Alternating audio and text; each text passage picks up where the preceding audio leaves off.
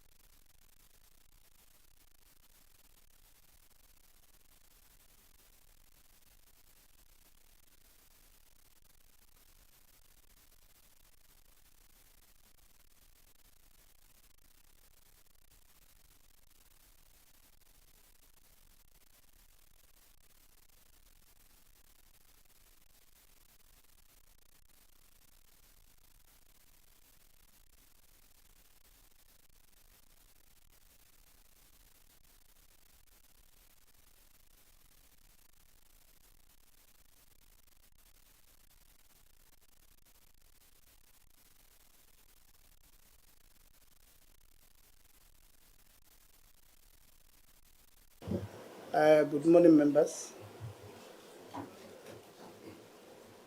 We're greeting you, members. Good morning. Good morning, good morning, good morning, Chair. Good morning, good morning, Chair.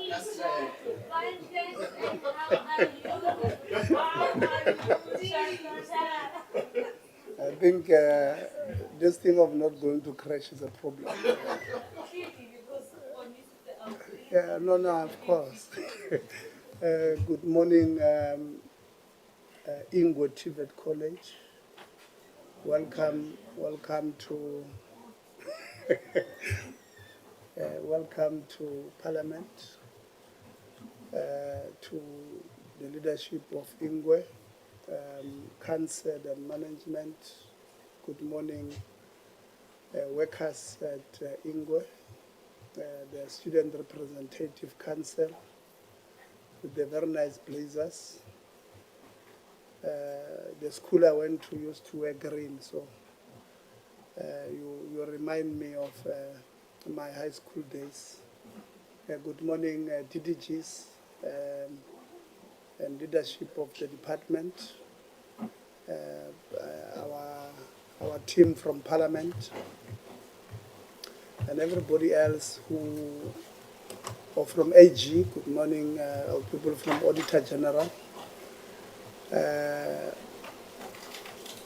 Do we have anybody from NSFAS? Oh yeah, NSFAS. Thank you very much, Ms. Sishi,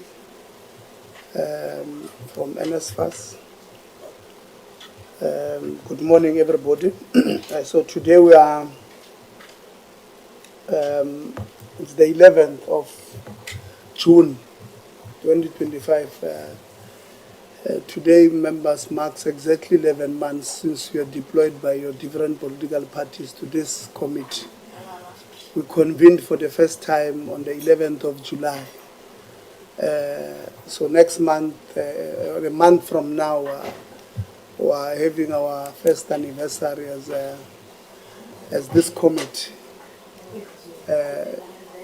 Yeah, so so we're 11 months straight into this committee. Maybe Anele Mampi, we must do a report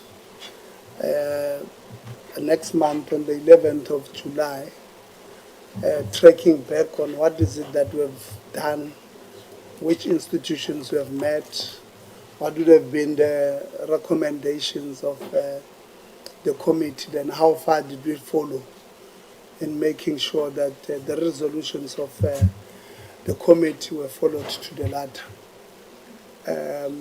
so that we have a one-year report on the work that we have done. There are people who sometimes, honorable members, criticize our work as the committee. Sometimes they ask us, you have uncovered this, have you arrested these people? Sometimes people think that you have the powers to arrest people, and we sometimes inform them that unfortunately for them in a constitutional democracy, We've got different sections of the Constitution that empowers different bodies to do X, Y, and Z. Sometimes they think you are supposed to do the work of SAPS, of arresting people, but we'll get there. So today we're engaging with the Ingwe TVET College on their governance, administration, and related matters, including teaching and learning. So we're hoping that as we engage with yourselves, we're going to engage on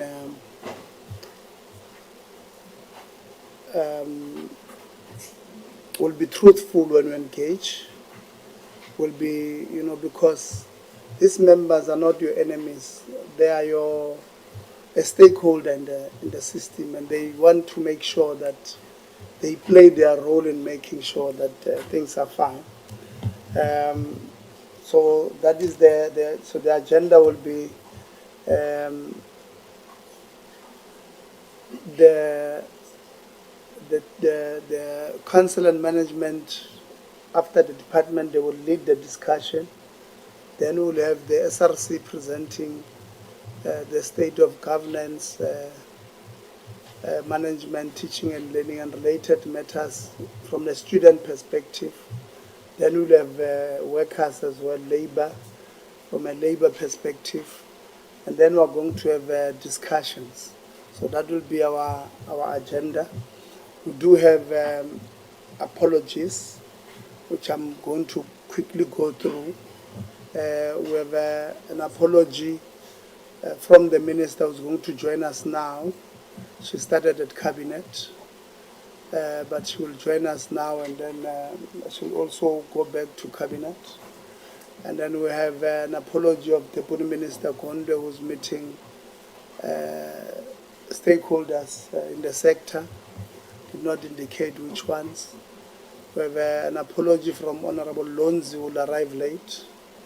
We have an apology from Honorable Khabo, who will arrive late. We have an apology from the DG. They did not say what is the apology from the DG. Yeah, there's no indication, but the apology indicates that DDG Valo has been appointed as the acting DG. And the apology from DM Putimanamela, who is not well.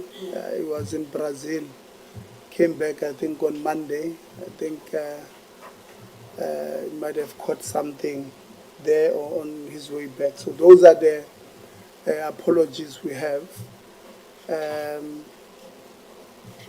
So members, I would then want us to adopt or the apology of Honorable Msazana, who has asked to leave at 12:30. Honorable Khakhawa as well, Honorable Zondo as well, Honorable Maseko as well. What is this thing? Let me see this. Is the P20 Youth Parliament steering committee. So, Mama Maseko, you're also in the Youth Parliament. I think this thing of Youth Parliament must now be must not be investigated, because no, I'm not in the Youth League. No, I'm not in the Youth League. I'm very old. I'm not in the Youth League. So it means members will need to then push to a point where we at least those who are in the steering committee of the Youth Parliament will need to leave by 12:30, and we don't want to prejudice them by having discussions after they've left. So that is the agenda, members. Anybody to move for the adoption, Khakhaw? Thank you, Chairperson. Just quickly before we move for the adoption of the agenda, I'm just clearing house quickly. We have given Minister and Governor a deadline of today to submit. End of business today. Is it end of business? Yeah. So are you confirming that we haven't received anything No. yet? No, Okay. end of business today. The deadline has not arrived. All right, okay, that's fine. So can I request, Chairperson, that it's end of business today, but the minister is going to be here later on. So if the minister is still in the house by the time we conclude our conversation with the institution before us, would you afford us an opportunity to engage the minister on her submission? That's just On the my submission. request. On her No, submission. we've given her until end of business. Okay. So to then ambush her when the deadline is not closed, it's not fair. So let's be fair. We've given her, we've written to her, and we said by close of business on Wednesday, the 11th of June, 2025. Minister, we want you to send us this. No, close of business is close of business, which is 5 o'clock. The reason I'm asking, Chair, and I fully respect your submission, you would note that there's no other meeting on this week's agenda of this portfolio committee. So I thought perhaps you could be gracious in the same way that we have been overly gracious to the minister to give her an opportunity to submit something that she knows either exists or doesn't exist, right? So I'm asking just that we consider that we conclude on the business of today. In any case, if Minister Nkabane is going to meet the deadline by the end of business today, she will certainly sitting here know what that response that she's going to give to you is. So to help be proactive in our engagements, given that we don't have a meeting coming up at the end of the week, we don't have to wait until next week Wednesday for us to deliberate on Nkabane's responses. That if she's here, that she's be given an opportunity to, verbalize her submission. That's just a consideration that I think we should do. Yeah, the team might be talking about proactive. I appreciate that part, but we must be seen to be fair. I don't want us to be accused of ambushing people. So let's respect that we've written, and then she's given until close of business. If she decides to tell us, it's okay. But let's not ambush people, because we will be accused tomorrow. Honorable Mr. Zan. Honorable Khakhaw has moved for the adoption of the agenda. Yeah. No, Chair, I don't want to be accused of chewing.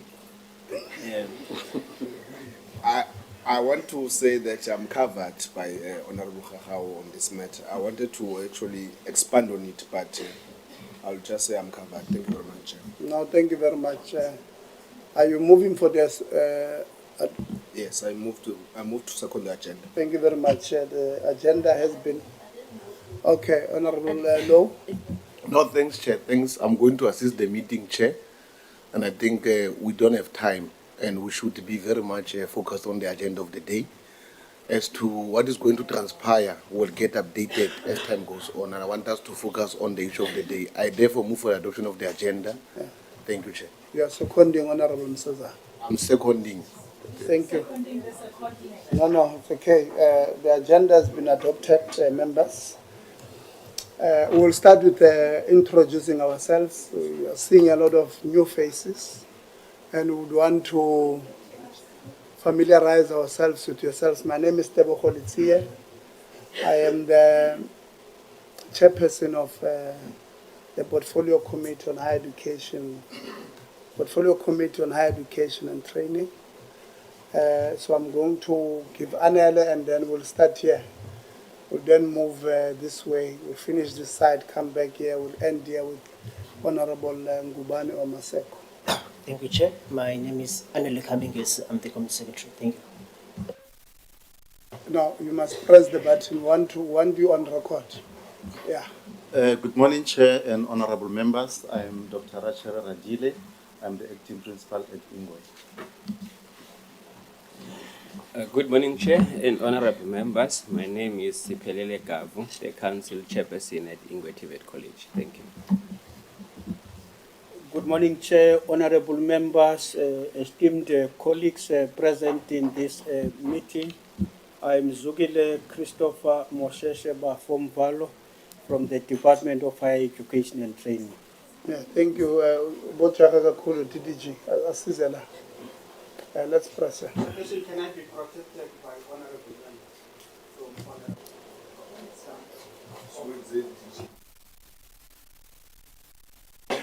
TDG, don't worry. If you want to be protected, you will give them reasons for me to protect you from them. Don't provoke them. Let's go. Thank you, Chair. Good morning, everyone. My name is Uno Zibusi Somhlongo. I'm the Deputy Principal, Corporate Services at Ingwe. Thank you. Good morning, Chair. Good morning, everybody. My name is Mlesi Kiu, Deputy Principal Academic at Ingwe College. Thank you. Good morning, Chair and honorable members. My name is Luazi. My surname is Matetela. I'm responsible for Project Management Unit. You are responsible for, when we introduce ourselves, colleagues, let's give full description of what I do. Please reintroduce. They've been saying Deputy Principal, Academic, what. Yeah, let's be clear. What is our role at Ingwe TVET College? Okay, thank you, Chair. I am the manager. I'm the project manager. I'm the manager responsible for Project Management Unit. Good morning, Chair and honorable members and everybody in the House. My name is Nkululeko Kabalaza. I am the Deputy Principal Finance. Thank you. Good morning, Chair and the House at large and colleagues. My name is Sharon Mutubudi, Deputy Principal, Partnerships and Innovation Development. Morning, Chair and all members. My name is Noma Belu Manyala, Manager in the Office of the Principal. Thank you, Chair. Good morning, Chair. My name is Totos Kenjana. I'm a chairperson of NEHAW at Ingwe TVET College. Thank you. All right, before I stream the mic, please switch off the mic. Yeah. Okay. Let me. Oh. Good morning. Chair. Okay. You're fine. Good morning, Chair and honorable members. My name is Andile Sibanda. I'm a lecturer at Ingwe TVET College. I represent SATO. Thank you. Good morning, Chair. I'm Lungile Ngokodyo. I'm a lecturer. I'm representing PSA. Thank you. Yeah, PSA. So what do you mean you are representing PSA? You don't have positions there. I'm a chairperson of PSA. Yeah, and then Satu? Secretary. Yeah, so we said let's give a full description so that we want to know who's here. So. Yeah. TDG. Good morning, Chair and the honorable members. My name is Sam Zongo, DDG for TVET Colleges. Thank you. Good morning, Chair, honorable members, ladies and gentlemen. I'm Richard Midirwe, the Acting Regional Manager, Eastern Cape.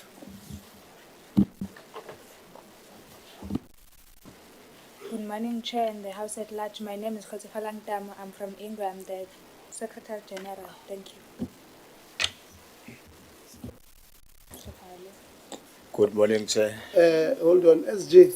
I think we did not hear you. Let's get closer to the mic and speak a bit louder.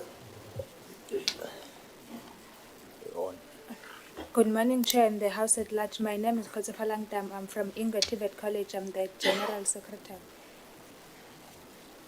Greetings, sir. I greet you all in the House. I'm Kenyana Tembelishe. I'm the President of Ingwe College.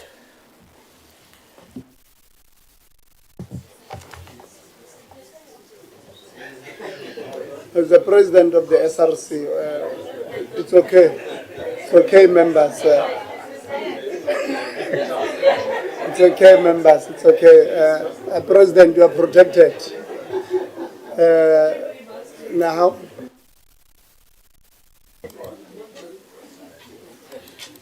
Good morning, Chair and the House at large. I am Tikizwaman Domati, the Secretary of NEHAW.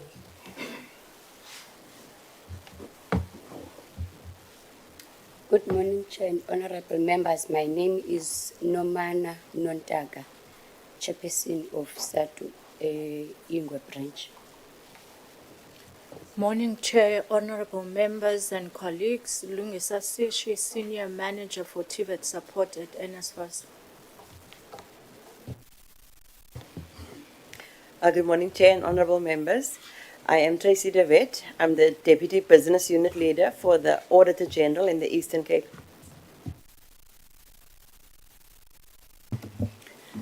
Good morning, Chair and honorable members, as well as the colleagues in the House. My name is Feziwe Dazanambeki. I'm the Senior Manager in the Office of the Auditor General, was responsible for Ingwe TVET. Thank you.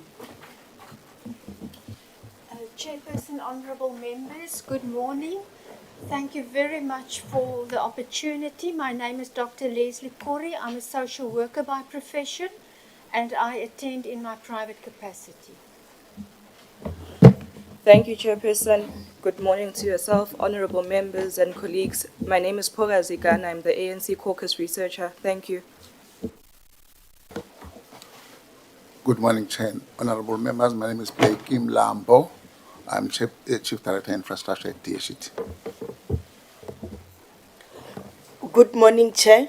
Good morning, honorable members. Good morning, colleagues in the House. My name is Kabu Matani. I'm the Chief Director in the Office of the Director General.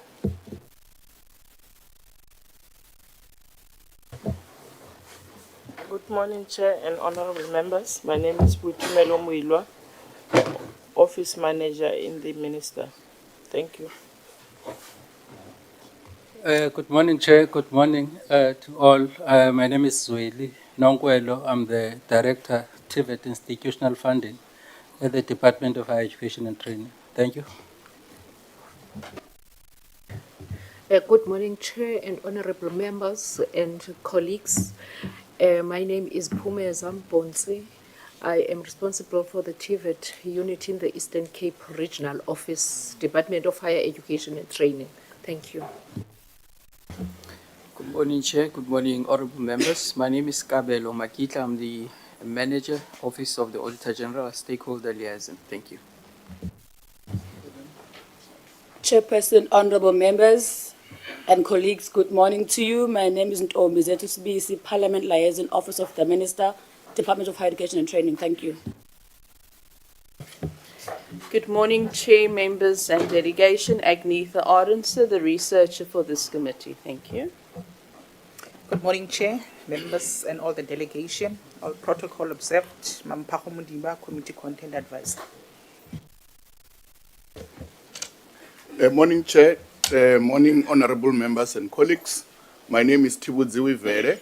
I'm the Acting Chief Director for TVET Programs and Qualifications. Good morning, Chair. Good morning, honorable members. My name is Pelele Ntuli. I'm the branch coordinator in the TVET branch, Department of Higher Education and Training. Good morning, Chairperson and members of the committee. My name is Themba Msipa, the Chief Director responsible for systems planning and institutional support within the TVET branch. Good morning, Chair, honorable members and colleagues. I'm Sabelo Butilezi, the Chief Director in the TVET branch for special project at DHT. Good morning, Chair. Good morning, honorable members, Acting DG and the DDG colleagues. My name is David Mohlamme, PLO in the Office of the DG. Thank you. Good morning, Chair and honorable members, Acting DG and the DDG. I am Kanyi Sosonti from the department in the TVET branch. I'm responsible for student leadership and governance. Thank you. Good morning, Chair. My name is Idu Ganelo Tepolo. I am a member of the Portfolio Committee on Higher Education. Good morning, Chair. Good morning, everyone. My name is Sanele Zondo, a member of this Portfolio Committee. Good morning, Chair. I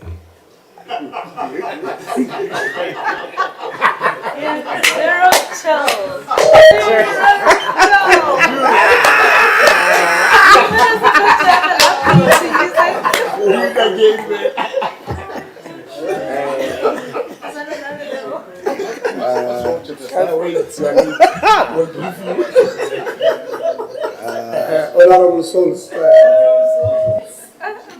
Honorable Zondo is lost. So that is problem. Honorable Zondo does not follow the trends. I know.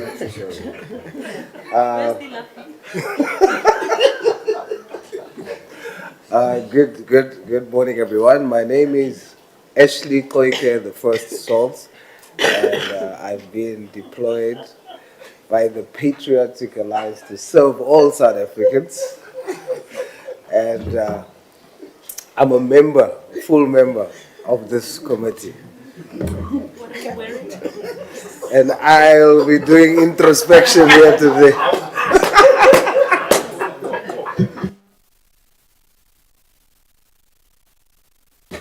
I suppose that's why I'm sitting next to you today. As chairperson, I just thought on Nelly, when he introduced himself, he would say, I'm a Nelly, the only comrades runner and completed runner-off. Well done. And my name is Desiree van der Walt, and I'm a member of this committee. Thank you, Chair. Good morning, colleagues. My name is Karabo Khachau, and I'm an alternate member of this committee. Good morning, Chair, and good morning, colleagues. My name is Makhedi Maseko, and I'm the member of this portfolio committee. Good morning, Chairperson. Good morning to the officials of the department, the officials of Ingwe TVET College. My name is NCOP Building. I'm deployed by the MK Party, and I'm a full member of this committee. Good morning, Chair. Good morning, colleagues. Good morning, representative from Ingwe College, from the DHET, and from all other representatives and invitees. My name is Sihle Ngubane. I'm the member of this portfolio committee as well. Thank you. Thank you very much, colleagues. Maybe I must join you, Honorable Souls, and say, let us give a round of applause to Anele Kabingezi for completing Comrades Marathon.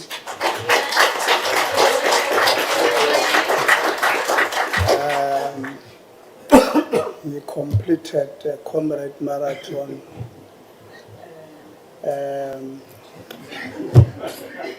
well within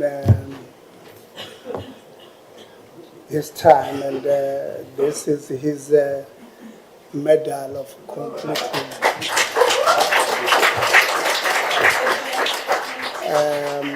He did very well. Yeah, so congratulations to the committee secretary, Anela. He's very fit. You know, he was running for all of us. In that Comrade Marathon, I would have wanted to go run this year, but because he said he was running, we're not sure if we all ran, if we were going to have this meeting. I thought he was not going to be here.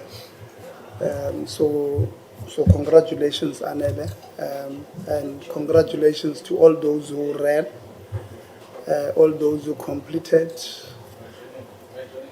No, all of the best. I will, if you know, people want to join Comrades Marathon, we will go support you.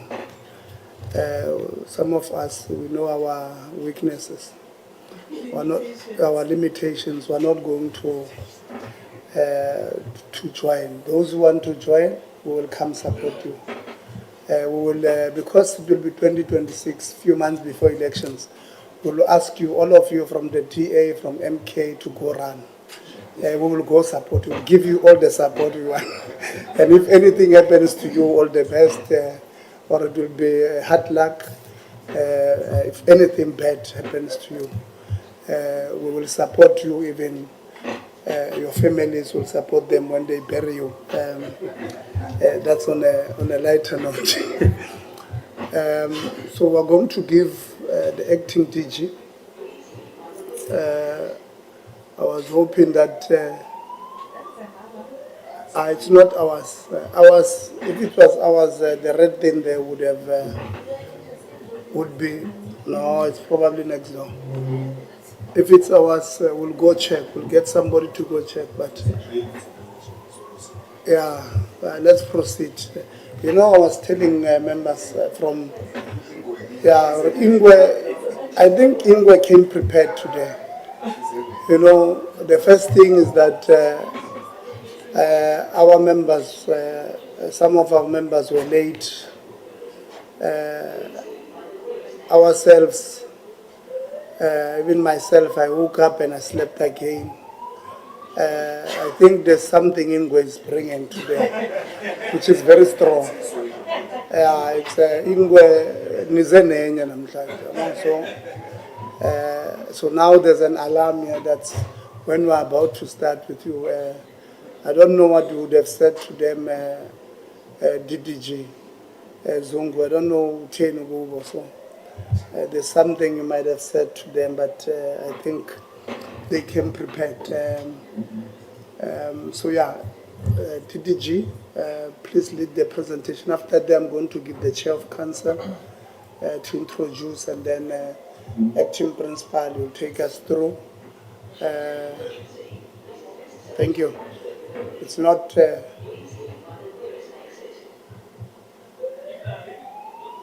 Oh, it's ours.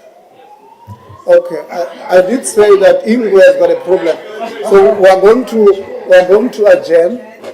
We're going to adjourn and check why. Maybe it's a drill or something, but let's hope it is. We need to vacate. We'll come back. Yeah.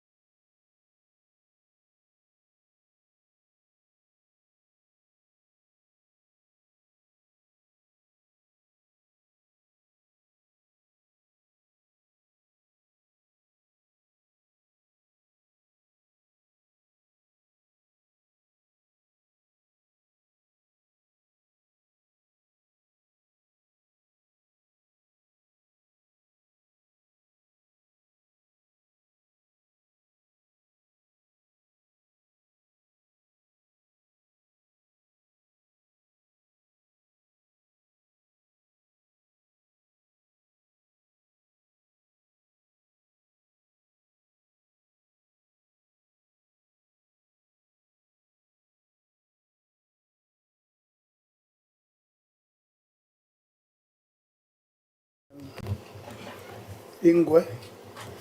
We had a slight disruption that has taken about 35 minutes of our time. There was a drill.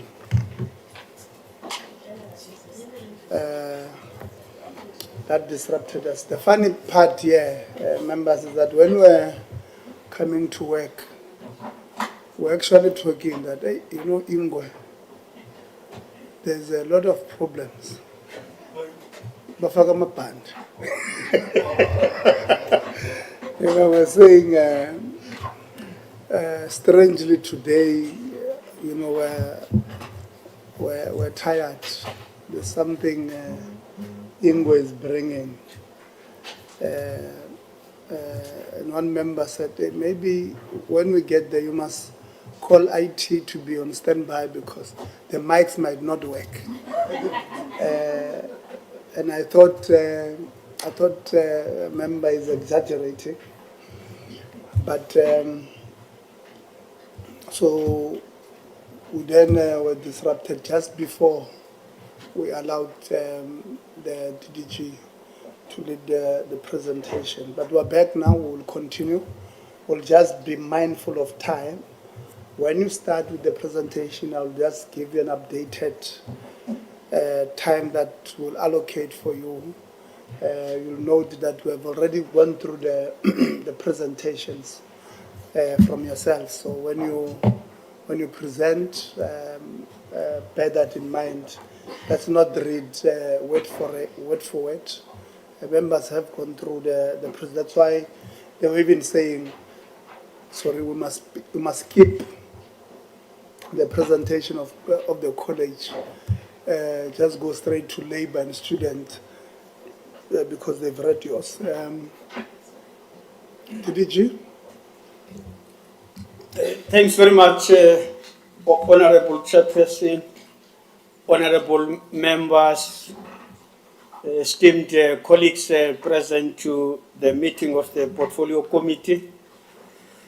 Perhaps Honorable Chair must begin by making an indication that the Minister is still in the Cabinet meeting. She will be joining us soon when she is done with. And I must also make the point that DG is not present today because he's not well. So yeah, DDG. The reason why we have apologies that must be submitted in a written format is so that the apologies can be read from our side. So we don't take in apologies from that side. So whether the DG is not well or not, it has not been indicated on the apology. The apology is that he's not coming and you are acting. So don't read the apology. The apologies are only read this side. Thanks. Thanks very much, Honorable Chairperson. I must say that we are pleased to have been invited to the Portfolio Committee on Higher Education and Training to present a comprehensive account of the state of Ingwe TVET College on a number of issues. We extend our sincere gratitude and appreciation for the opportunity to engage with you on the progress, challenges, and strategic direction of our institution as we continue to strive for the development of a skilled and a capable workforce, especially within the context of the medium-term development plan strategic priorities, which include, amongst others, driving inclusive growth, reducing poverty and tackling high cost of living, and building a capable, ethical, and developmental state.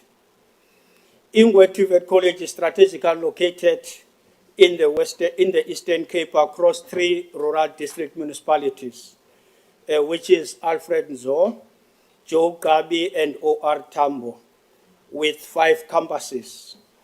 You'll also see, Chairperson and the honorable members in the presentation, that the college is doing well in terms of partnerships, especially with the industry, as you know that this is critical in those areas whereby it's required for young people or students to complete their qualifications. I must also indicate that the college is doing well in terms of engineering studies, which are quite very critical for our economic growth as the country. And we know that engineering studies are also part of occupations in high demand in our country, as well as critical skills which we so require. Our presentation then, therefore, Chairperson and honorable members, will be covering key thematic areas, including governance, administration, academic performance, student support, financial management, safety and security, as well as strategic partnerships. The presentation obviously will be led by the chairperson together with the acting principal. As we have already introduced ourselves earlier, chairperson and esteemed members of the committee, we do have as well the entire management team, both within the college as well as within the TVET branch in the Department of Higher Education and Training. Once again, thanks very much, esteemed Chair and honorable members of the Portfolio Committee. I will hand it back to you, Chair. Thank you very much, Acting DG, Chairperson of Council. Thank you so much, Honorable Chair. It is our privilege that we come before this committee because we recognize its role as an oversight body to strengthen the governance. We are going to present, our presentation is going to be in detail led by the acting principal, Dr. Radile. We are going to focus on the areas within which the committee has requested us to prepare a report on. In the interest of time, Chair, I would not now read the entire opening that I've prepared because some of the issues the DDG has already highlighted as to what would be our report entails. Then the principal will then take us into detail. I will now hand over to Dr. Radile to take the members through the presentation that we have prepared. Thank you, Chair.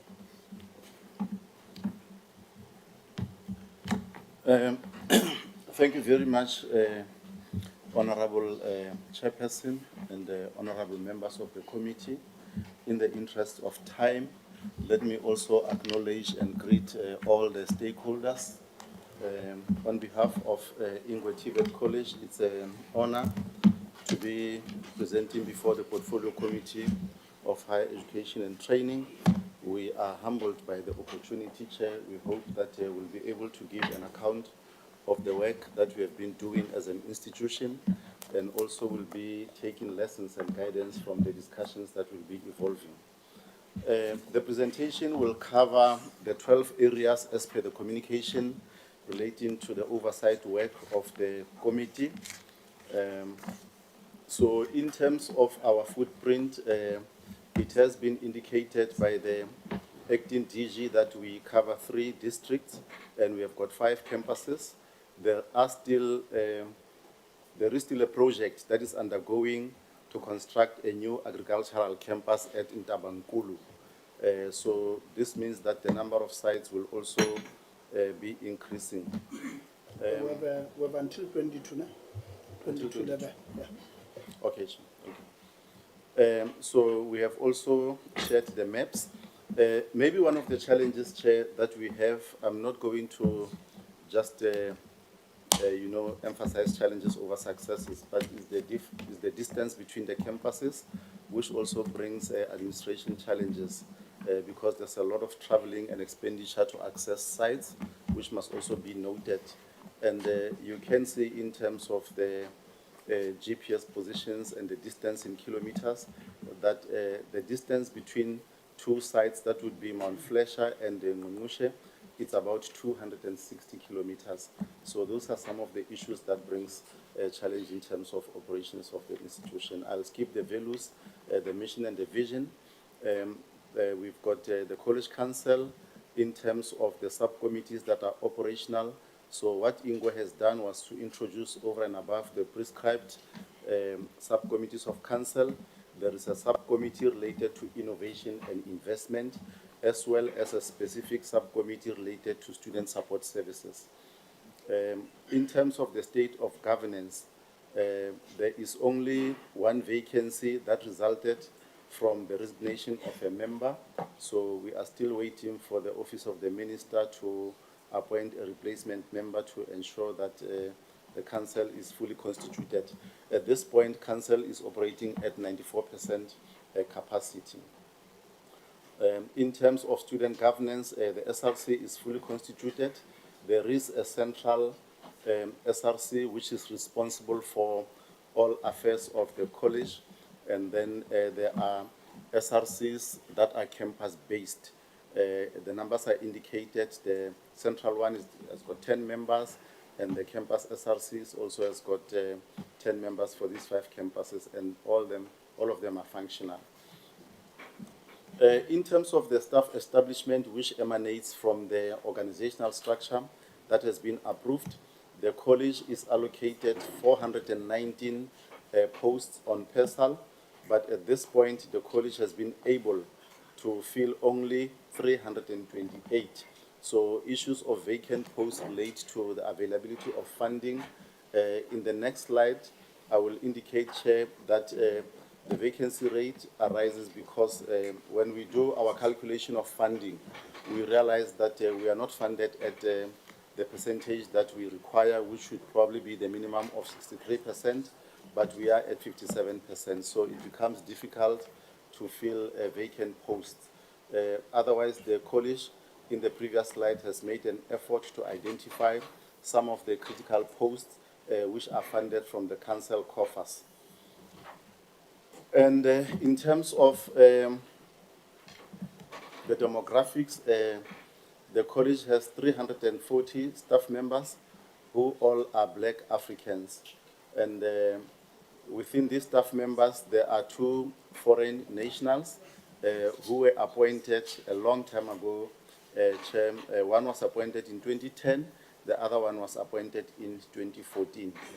Unfortunately, members, when we advertise posts, we advertise nationally, but there is lack of interest from people of other racial groups. I have been appraised that there was a time when there was a recommended person from other racial groups, and unfortunately they declined the offer to be employed at the college. So we are 340 staff members who come from the Black African population. In terms of the program qualification mix, we offer a diversity of programs at various sites, and I'll take that as read. However, Chair, the college is trying to implement occupational programs. I think we all are aware that the landscape is changing towards occupational programs. Unfortunately, there are challenges in relation to accreditation, which will be assisting to make sure that we cover those areas. So there has been identification of hairdressing as well as automotive mechanic at the different campuses that the college is planning to introduce the following year. In terms of enrollments and registrations, fortunately, Chair, there is a standard operating procedure that all TVET colleges must follow in relation to recruitment and registrations and advocacy, career guidance, for registration of students. So the college follows that particular model and ensures that registration takes place according to that. There is an indication that applications are received the prior year, the year before, so that they are processed and then teaching and learning can commence on time for the following academic year. So the dates are indicated. Normally we start in September, opening the portal, and we close at the end of the September. And then from there we start administering other processes to ensure that students are properly registered. So for the first cycle of this year, we have planned a target of 5,584. We have had a 322 over enrollment. This becomes necessary, Chair, because in other cycle, colleges have got a challenge of attracting adequate numbers. So you'd want to cushion yourself just to make sure that you meet your targets at the end of the year. The top 3 programs with high enrollments are indicated. In business studies is business management. The first one in engineering is electrical engineering, and in NCV is office administration. So when we review our program qualification mix, we'll also be looking at whether these programs have got an impact and what replacement programs can be put in place to ensure that we have impact in our communities. The next slide indicates the number of applications that we received at the beginning of the year. We received about 5,144 applications, and we admitted 1930 new students. So these are the spaces that were available for new students. And then in terms of the comparison of full-time equivalents and headcounts for 2025, our FTEs were 5,333, but these were able to be achieved through a planned headcount of 8,202 because the FTE is not the same as the headcount, simply because students are not taking a full complement of subjects. So the headcount will be more than the FTE. What we have enrolled so far, according to gender, we have more females than males at the college, and the total enrollment is 5,906 at this point. And within our enrollments, we have got students with different types of disabilities. The total number of students with disabilities is 18.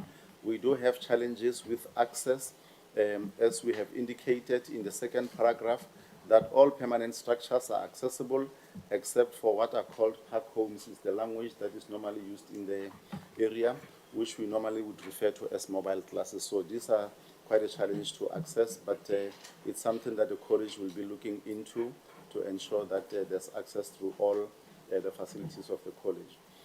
And in terms of safety and security, the college at this point does not have a GBV and F policy, but what we have done in the last 2 weeks, we have generated a draft policy for circulation so that we can get inputs and comments from relevant role players.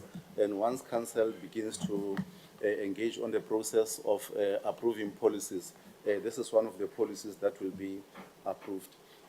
We do, however, Chair, also want to indicate that in terms of security, the campuses are properly fenced. There's a security company that manages access control. There are cameras that are installed. Gates are lockable, and there are reports which are received in relation to the activities relating to safety. There are also occupational health and safety measures which are put in place at the college. In terms of cases that have been brought to the attention of the college management chair, there are two cases. The first one is the sexual harassment case, which is in the court of law, but there are also internal disciplinary processes that are taking place to try and resolve this matter. Also, there have been allegations from students that were reported regarding lecturers applying corporal punishment. Unfortunately, upon investigations, no additional information could be provided to enable the management of the college to attend to these matters. It has also been brought to our attention, Chair, that when the SRC was compiling their report, they also highlighted that there could be other instances of harassment, but from our side, we have not registered a formal complaint or received any document, except for the fact that our official who was working with the SRC indicated that these were the discussions that were taking place. But on that matter, we have already requested the Labour Relations Office to advise us in terms of the process that we can follow to investigate those matters and attend to those serious matters. The commencement of classes, Chair, there were delays at the start of the academic year due to the delayed release of results, and because the numbers involved are very huge, capturing of students is very slow, but those are internal systems and controls that will need to upgrade and improve on as a college. So classes started a week later. On the 20th, they were supposed to start on the 13th of January. Availability of lecturers to deliver teaching and learning. The college has got lecturers to deliver teaching and learning, and the 11 additional lecturers were employed for a 12-month period to ensure that teaching and learning is not compromised. But it has come to our attention also, Chair, that throughout the course of the academic year, there will be resignations and changes in terms of the actual operations that warrants us to fill these vacancies as they arise. Delivery of learning and teaching support material. These are ordered the year before, around in August, but there are challenges with regard to delivery when the actual delivery has to take place. But what the college has done, they have put in place a panel of suppliers to ensure that they mitigate this matter. It is a challenge also that needs the college to look into. PPE also, Chair, for primary agriculture is highlighted. They have been given PPE for engineering, but the college is in the process of sourcing appropriate PPE that relates to primary agriculture. In terms of academic performance, the college is doing extremely well from 2022. The average pass percentage on students who wrote is 84%, even on those who enrolled, Chair, indicating that the majority of students do not drop out, they make it to the final examination. It's 77%, which is a very, very good performance. And the certification rate on average is 45%. And then in 2023, it was 81%, the pass percentage on students who wrote, with a certification rate of 64%. And then in the previous academic year, it was 81%, with an improvement of 70% on the certification of students. We also wish to indicate, Chair, that there are very few number of students who have dropped out. The total for the 3 years been 318. And although it's a low number, but it's still a matter of concern, because we would want to leave no one behind and make sure that everyone who registers with us is having an opportunity to complete their studies. And I'm sure going forward, as a college, we'll put systems in place to find out the exact reasons why we had these students dropping out, so that we can close the gaps. In terms of the throughput rates for NCV, the college is on average between 8 and 10%, with 2024 being at 12%.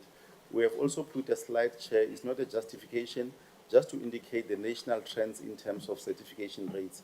If I go back, ours for 2024 is 12%, but if you look at the national trend, it is around 11 and 10%. But we aim to improve and close the gap so that many of our students can complete their qualifications on time, so that we give opportunity to new students who come through. Chair, some of the challenges that we have is that the calendar of basic education is not synchronized with our calendar. As a result, students who complete matric get their results after our classes have commenced. It's a very, very serious challenge, because these students, remember, they applied the previous year in January.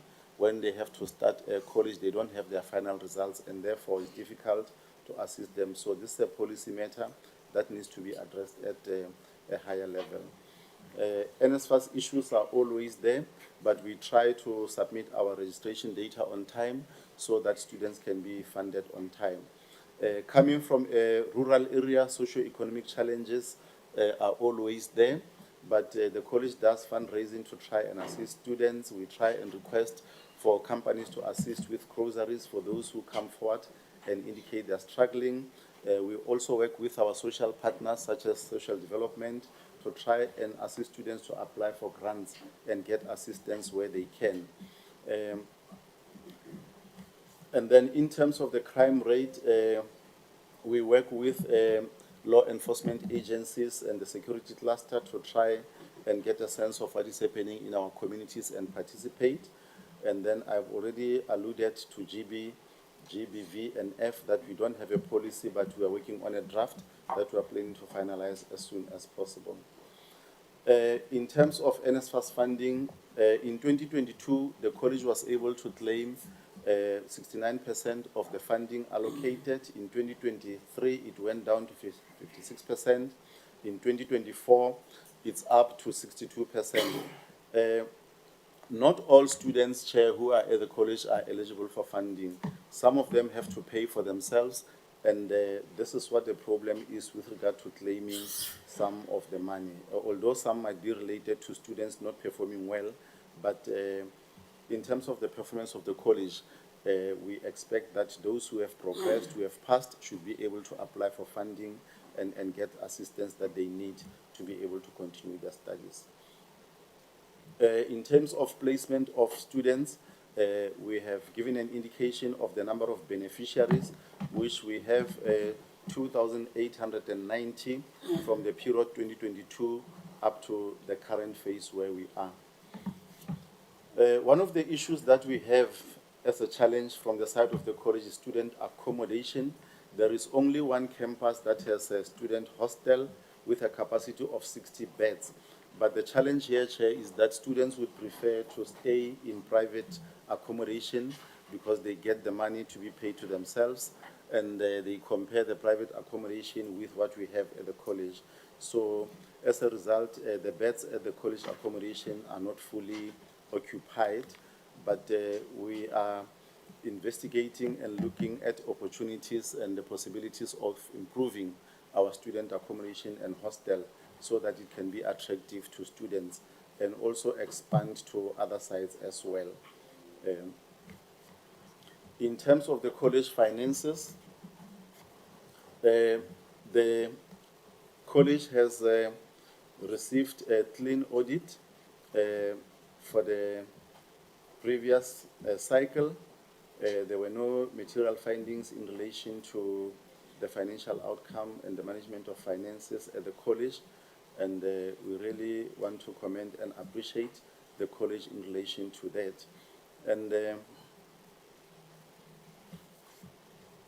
so this is an improvement from 2023, where there was an unqualified audit outcome with material findings, and this one, there's no material findings. The capital allocation indicates the monies that we have received in relation to building a new campus, in fact, in relation to improvements at Ngqongqoshe.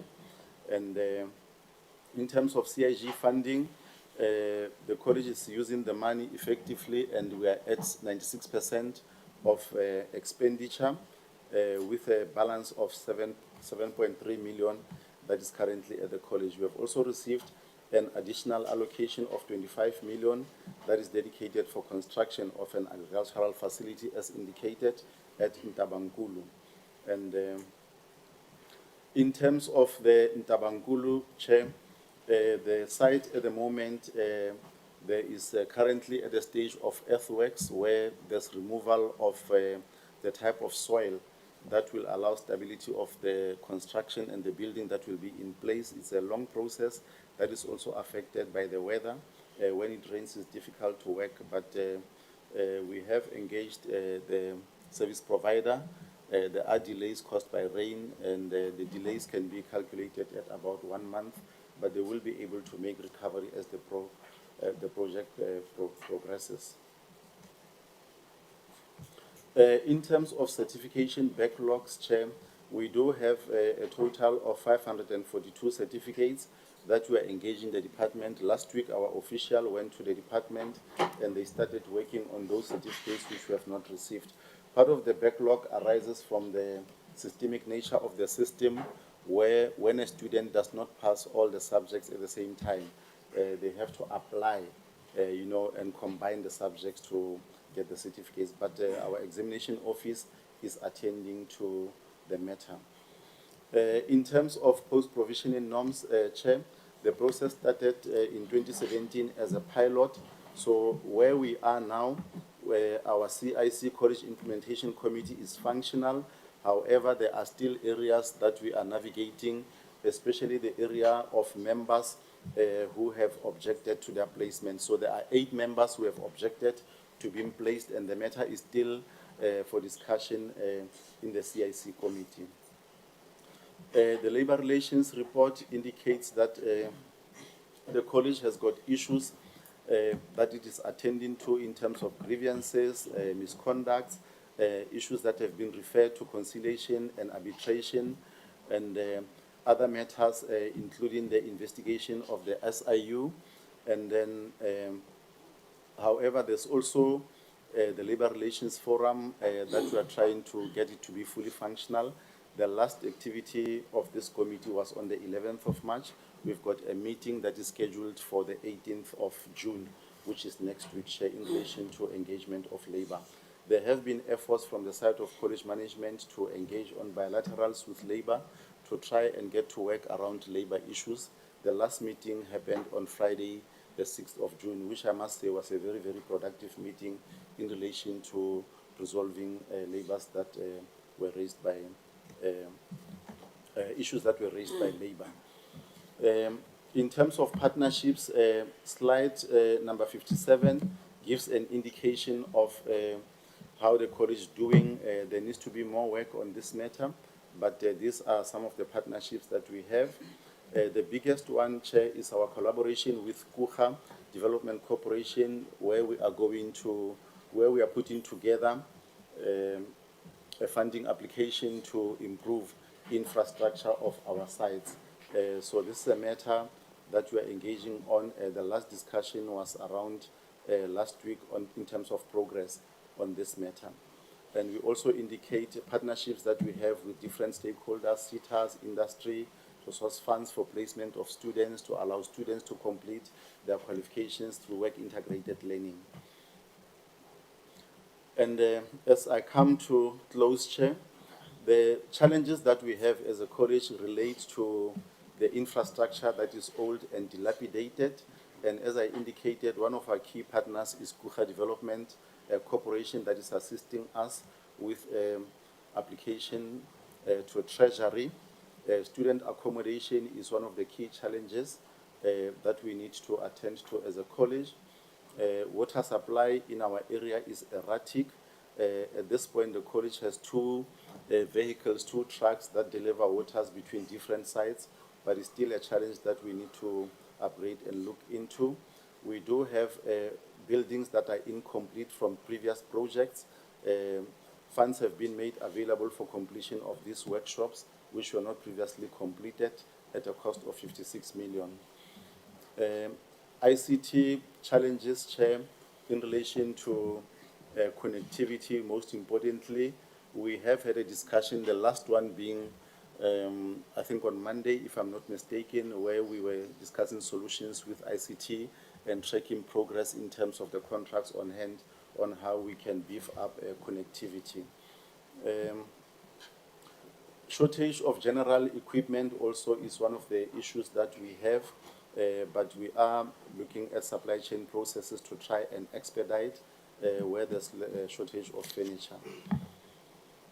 The college does not have enough funds to be able to do everything that it wants. It's a challenge that the majority of colleges had because funding is not adequate. Delivery of learning and teaching support material, as I indicated, there's a panel of suppliers that we have appointed as a college so that if there's failure on the part of the other, we can get support and assistance from another one. Shortage of tools of trade. Lecturers have been complaining about lack of laptops to be able to do their work. This is the challenge with regard to funding that we have. One of the issues that came is that lecturers who improve their qualifications are not being recognized and get their payment from the department. It's a matter that is with the region and the National Department of Higher Education and Training. In closing, Chair, let me indicate that it's not bleak and it's not doomed. There are obviously things that we can highlight as things that gives hope to the functionality of the institution. We do have governance structures in place. The council is functional. The SRC is functional. We have received positive audit outcomes for the last 4 years, which were consecutive. And we have international partnerships where our students were placed, and the recent group or cohort came back on the 8th of June. We are constructing a new campus, agricultural campus at Ntabankulu.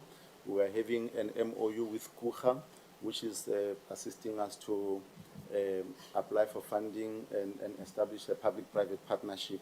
The college is also participating in COSAXA, although there is an improvement that needs to be registered there. The professional development of staff is one key area. The number of graduates are increasing every year, and the students participating in world skills competitions, and we are performing well in engineering studies despite being a rural college. So these are some of the highlights and the take-homes that we can really highlight as an institution. In conclusion, Chair, we are striving to instill a culture of assessing our performance as a college through good governance, and also we want to attend to some of the issues that have been worrying us: proper record keeping, regular and accurate reporting, increased compliance with legislation and the compliance issues with regard to teaching and learning, putting in place IT systems that will enable seamless connectivity between our sites so that our lecturers and students get access to connectivity and Wi-Fi, and ensure that all the committees, including the audit committees, are functional. Our health and safety committees are functional to enable us to avoid and mitigate the risks. Effective leadership culture, where we also, as the management of the college, play oversight. We have been, in the last week, visiting all our sites with the support of the council chairperson. While the distances are very, very huge, but we managed to visit all the sites to get first-hand information in terms of what our sites look like and what needs to be improved on these sites. So this is the presentation from Ingwe TVET College, sir. We really appreciate the time that has been allocated to us. Thank you so much. No, thank you very much. It's 1 minute past after your, if you can just switch off the mic. It's 1 minute past after your time. Do you have the presentation of the SRC here? Thank you. Yeah, please open it, and then the leadership of the SRC will present from where they are seated. I was a bit worried earlier about their mic. I think it was a bit low. We will try and control it from here, but if you can't win, we'll then need them to sit somewhere. If you can present it. But in the meantime, I don't know, as your president who's going to lead the presentation, you can start now with the presentation if you have opening remarks whilst the acting principal is opening your presentation. He did indicate that there were issues that you had raised about GBV, which they could not, they did not know. So maybe you'll also clarify those issues. SRC, you are protected. No? The leadership of the institution must not scare you. You must speak, must represent students. They are elected by students. And if you live here and they are targeting you, you must let us know. I'm saying it in front of them so that I allow you to represent students there. Don't be afraid to represent your own constituents at that institution. You can go ahead to the president or SG, press the mic, and I want to check if the sound is good there.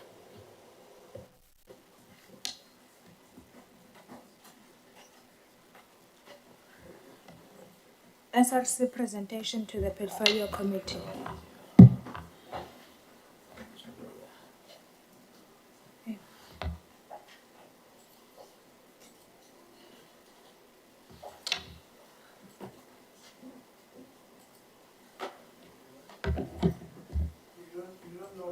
You don't know this one?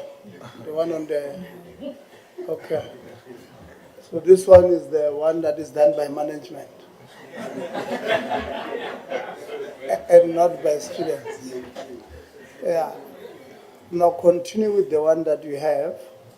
And then when you are done, you'll send it to us. We'll be lenient to you guys, and you'll send us the one that you have there. SG.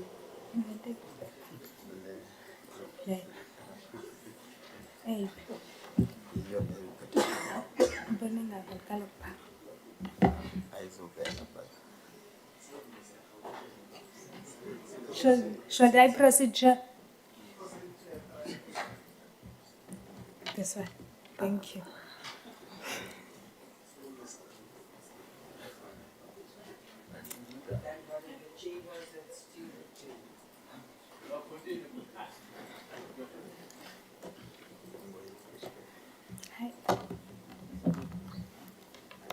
Preamble.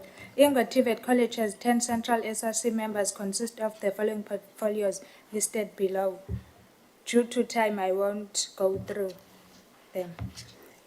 How is the SRC elected? The SRC is elected in March yearly. There is an approved SRC constitution that is used for elections.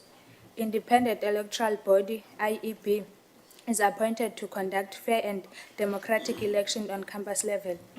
Campus SRC members meet in a central venue to elect central SRC that form part in the college governance structure. How are registrations done? College applications are done online. In most cases, those students who have applied online and put on the waiting list are not considered when the space is available. Instead, walk-ins are being considered. Unsuccessful applicants are not notified. That is why they end up being walk-ins. Unreliable network used for registrations delays the process as the internet is always down during registration, especially in the afternoon, and that delays class commencement. Unavailability of space for new students caused by returning students who failed their previous programs and decide to change to new programs. Academic challenges. All students are received stationery on time. Nonetheless, there is shortage of textbooks in all campuses. Students share textbooks, that is 4 to 5 students share one book, and sometimes textbooks have missed pages. New programs are introduced without resources, that is lecturers, PPEs, teacher learning systems, TLSM, and lecturing spaces, e.g. lecture halls, simulation rooms, computer labs, and consumables. Robotics lecturers are not available. Delayed certifications delaying students, disadvantages students who want to seek employment. Supplementary marks do not change, and that may give an impression that there are no marking took place. Work integrated learning. College does provide Alpha students with work-based experience despite shortage of host employers. Also, the college does place students for work integrated learning. However, there are students whose contracts are continuously renewed. This becomes unfair to those students who still need spaces for replacement.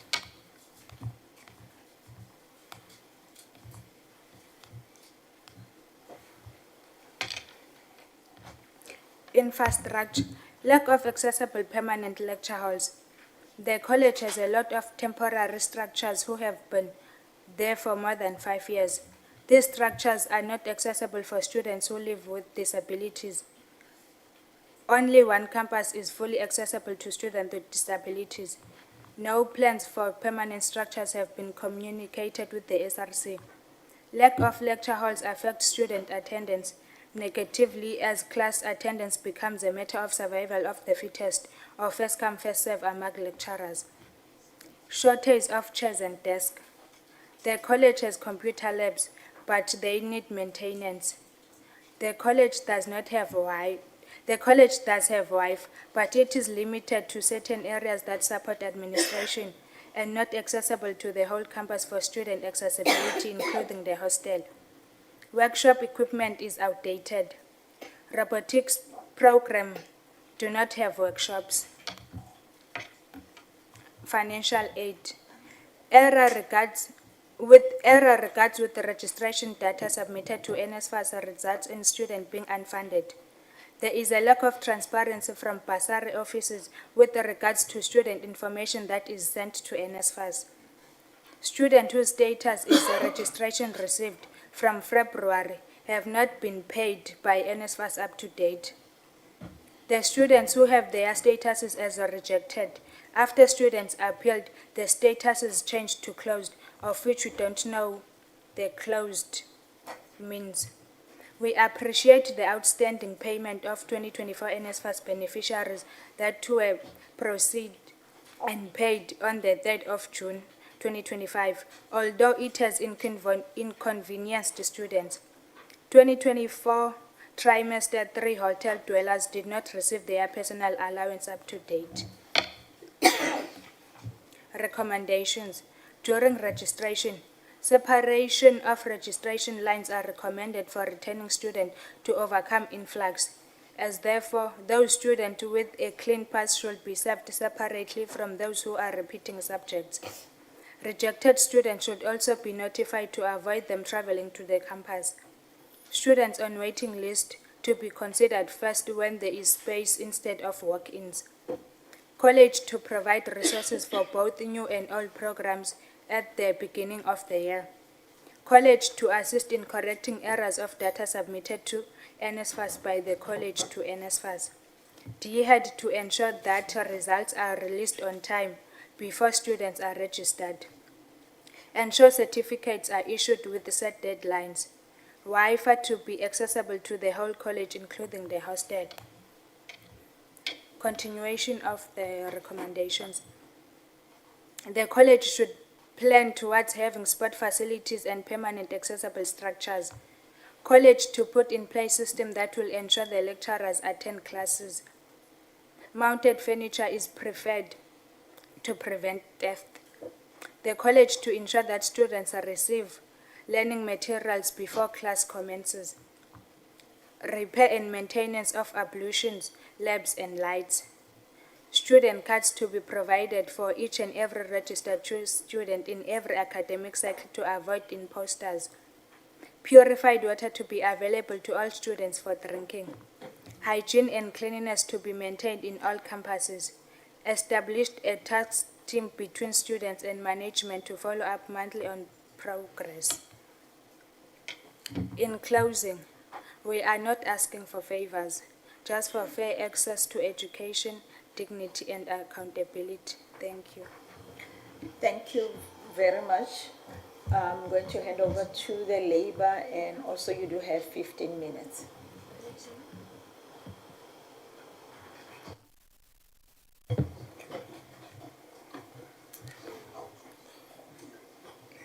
You can go on, sir. Okay. Thank you, Chairperson.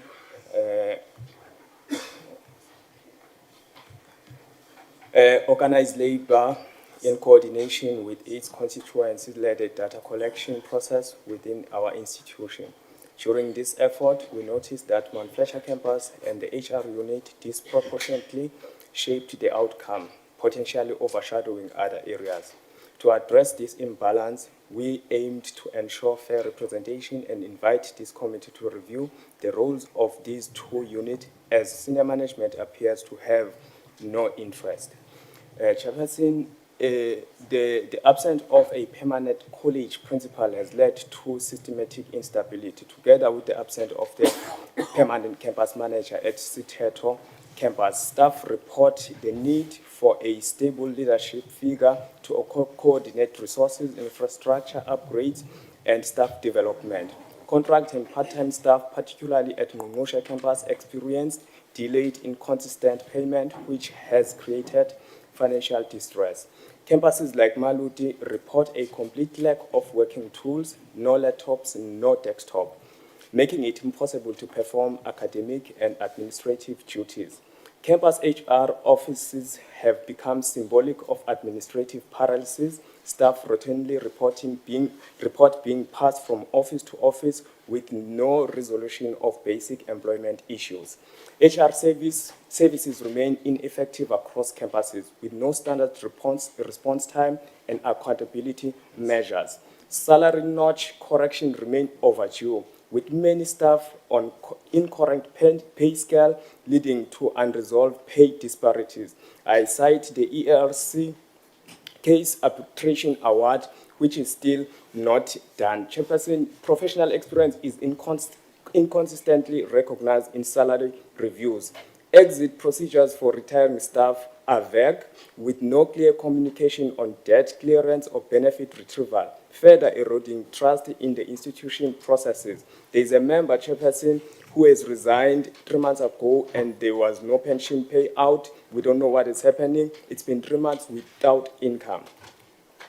Staff at all campuses report a chronic lack of communication from college leadership regarding strategic plans, infrastructure development, and staffing changes. Formal communication structures are absent. Staff largely rely on informal WhatsApp messages, which are unreliable and inaccessible to some. Junior and part-time staff are routinely excluded from important updates and lack channels for feedback or participation.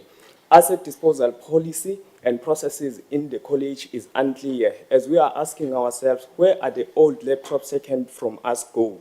The same goes with the recently renovated fans, where the replaced one can be seen in certain people's houses. Chairperson, the union in the college is marginalized. College leadership marginalizes union participation. Unions is sidelined in institutional decision-making. Conflict resolution mechanisms are either non-existent or informal, often relying on verbal agreements or being ignored entirely. This not only perpetuates unresolved grievances, but fosters an environment of uncertainty and retaliation. Challenges by workers at the college. Exclusion of staff from institutional decision-making is a challenge in this college. The top-down management style, information vacuum, it is unjust to have MOUs with sitters with limited time frame that are unexpected. College have to sign commitments without making proper consideration due to time constraint. Maybe I'm not putting it clearly, Chairperson, this line. The sitters, what happens is that when they come into campuses to offer learnerships, they come with a limited time, and we have to take students who are already registered and being funded by NFSAS to attend both the ministerial course plus the learnership, causing havoc, Chairperson. The assessment and academic integrity failures is another challenge. Internal common assessments has not been implemented for over a decade. This gap compromises consistency, standardization, and benchmarking across all programs in the college. Allegation persists that the institution manipulates provincial moderation outcomes and internal council report to obscure underperformance. These practices seriously erode the academic integrity and credibility of qualifications issued by the college, with long-term reputational risk. Nepotism and absence of a strategic recruitment plan is another challenge. Recruitment continues in the absence of a strategic workforce plan, resulting in mismatches between staffing and institutional needs. Appointments are reportedly influenced by personal relationship, favoring friends and relatives over qualified candidates. This fuels resentment and compromises operational effectiveness. There are unclear standardized hiring protocol and external checks to ensure equity and merit-based selection. The diversion of college funds to non-academic expenditure is a recurring concern. The frequent convening of college structural meetings in luxury accommodation has sparked concern. Inadequate classrooms, workshops, and laboratories reflect a misalignment between the institution's spending priorities and its core educational mandate. No air conditions in classroom. The choices have a direct impact on teaching quality, student safety, the ability to deliver technical and vocational content effectively. Staff development programs are virtually non-existent, leaving staff unprepared for evolving educational demands, such as digital delivery or curriculum update. I cite the newly introduced robotics programs in NCV. The college was clearly not ready to offer this program. However, the department said they must offer it. Until now, it's June. There are no textbooks for the program, and yet the teachers are expected to progress those learners to the next level next year. Subject allocation is often non-transparent and inequitable, resulting in staff overload and duplication of effort. Campuses face severe technological neglect, non-functional computer labs absent of internet connectivity, broken or outdated devices for lecturers and support staff. Electricity outages are also experienced and are the challenges.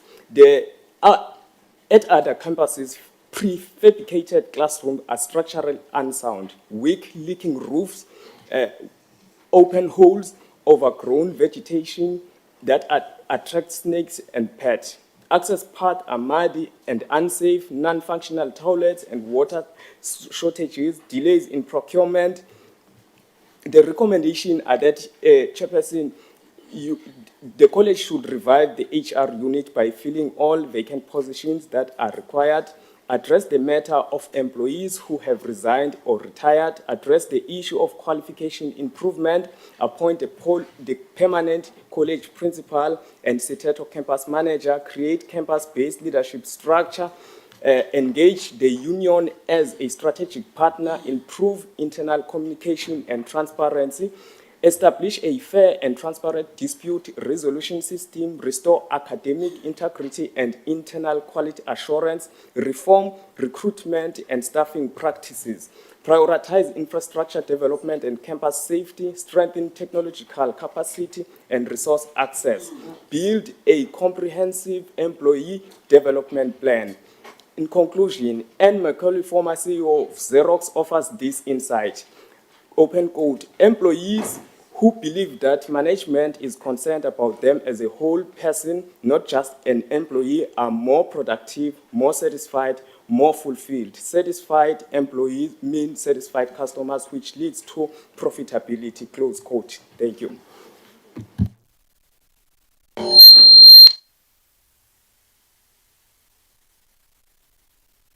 Thank you very much, workers, students as well. Yeah, I'm saying as well, thanking them as well. Members, those are the presentations. How many are we?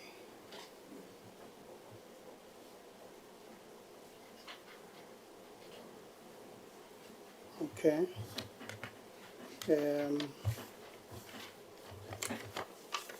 So I will start with these ones who must go to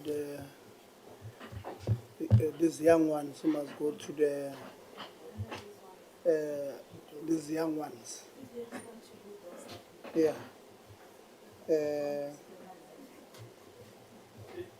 Msazane will be number 1, Honorable.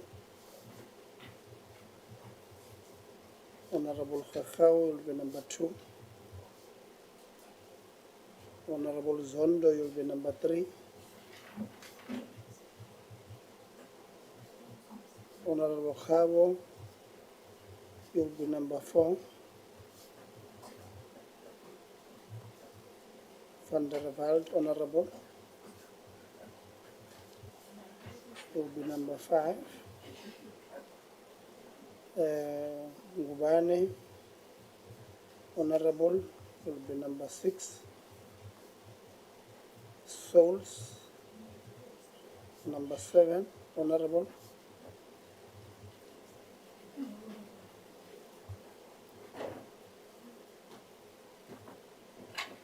Maseko,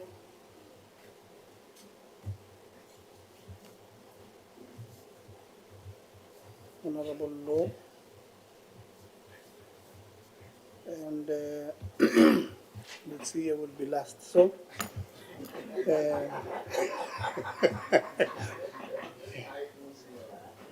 I don't mind starting, but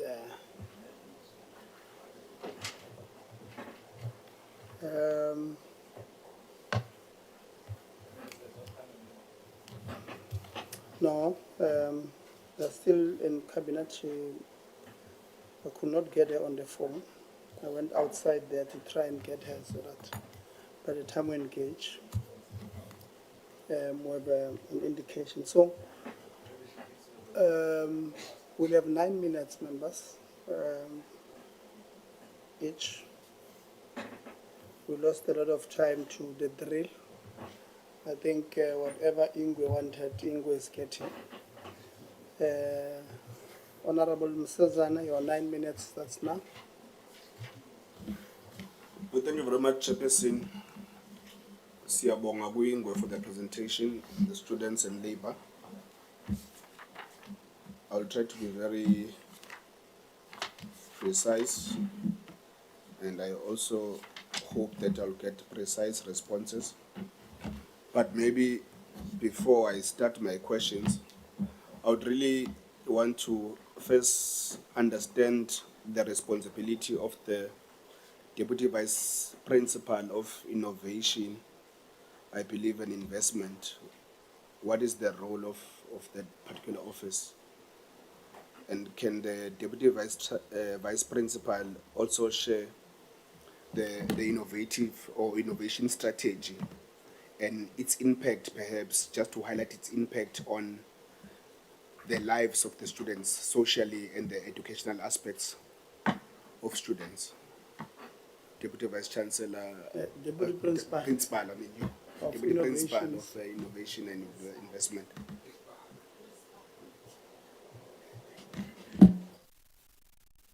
Just briefly, please.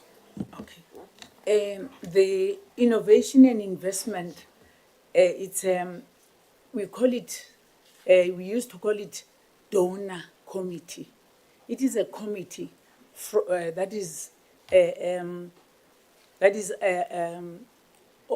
that helps us to get donations, that helps us to get funding for the institution, to rake funding outside of the institution. It is a committee.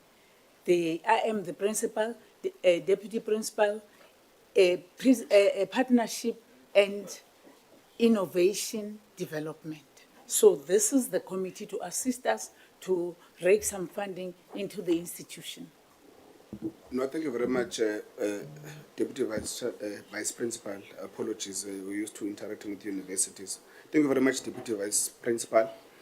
Chairperson of Council and Acting Principal, I'm confused. Maybe it's my little understanding of English, of what is the meaning of innovation. And it's separate from investment and donation. So maybe if you could just come in there to assist the Deputy Principal, because that response is not sitting well with me. Thank you very much, Honorable Member. The background to this post briefly is that previously colleges had a deputy principal registration services. So during the finalization of the structure, colleges had to choose between continuing with registration or putting innovation as one of the deputy principals. So Ingwe has chosen innovation. The idea with innovation is that colleges must not continue business as usual, offering programs which are redundant and not being responsive and relevant, to the needs of communities and industry. So one of the key areas is to bring partnerships, generate partnerships that will seek to assist with opportunities for growth and development. So as Mem was saying, these partnerships will enable the college to look into areas of funding. For instance, the Kucha Development Partnerships is also a product of this particular unit. We have received a lot of funding if you look at our presentation in relation to this specific project. So this is why we said one of the subcommittees that is not prescribed in terms of the CET Act, the innovation subcommittee has been established to try and bring new ideas and new ways. No, thank you very much, Acting Principal. You see, I would have expected that a person heading that particular department would be able to unpack what you are saying, but further to respond to my question to say, what becomes then the strategy of innovation and investment? I understand the background, but what is the strategy and what is its impact in the the innovation part of it, what is its impact on the social lives and the educational lives of the students, particularly because you said that most of your students are coming from rural areas. So would want to understand then what is its impact to that degree. In fact, I also want to find out from the chairperson of council, what are the requirements needed for a person to head that particular office as the acting as the deputy principal. But I think the deputy principal can now take me through the strategy, the impact of that particular strategy as it relates to the social and educational aspect of the student's life in the college. Thank you, Honourable Member. The strategy to the social, if I limit it to what you have inquired, is on the social educational life of a student, is that we want to innovate. We want to bring the best out of the students by putting innovations such as technical, technological, and also on to impact on the social life of the rural communities of these students from all other stakeholders, especially on their learning, on their social life, like we said, and lastly, on their placement, so that they don't struggle with placement immediately after getting their qualification, which is an N6 certificate. Thank you very much, Deputy Principal. Can I get the strategy? Maybe if it can be sent to us, because I'm not gathering the strategy. I get the wishes of the acting or the principal, the principal of innovation, deputy principal. But I would like to get the strategy and its impact in maybe in submission to the committee secretariat. If you could please, chairperson of council, just unpack briefly the requirements of a person that should occupy such an office. It's a very important office. And perhaps, I think in writing, because there's no time, can we also get how much has been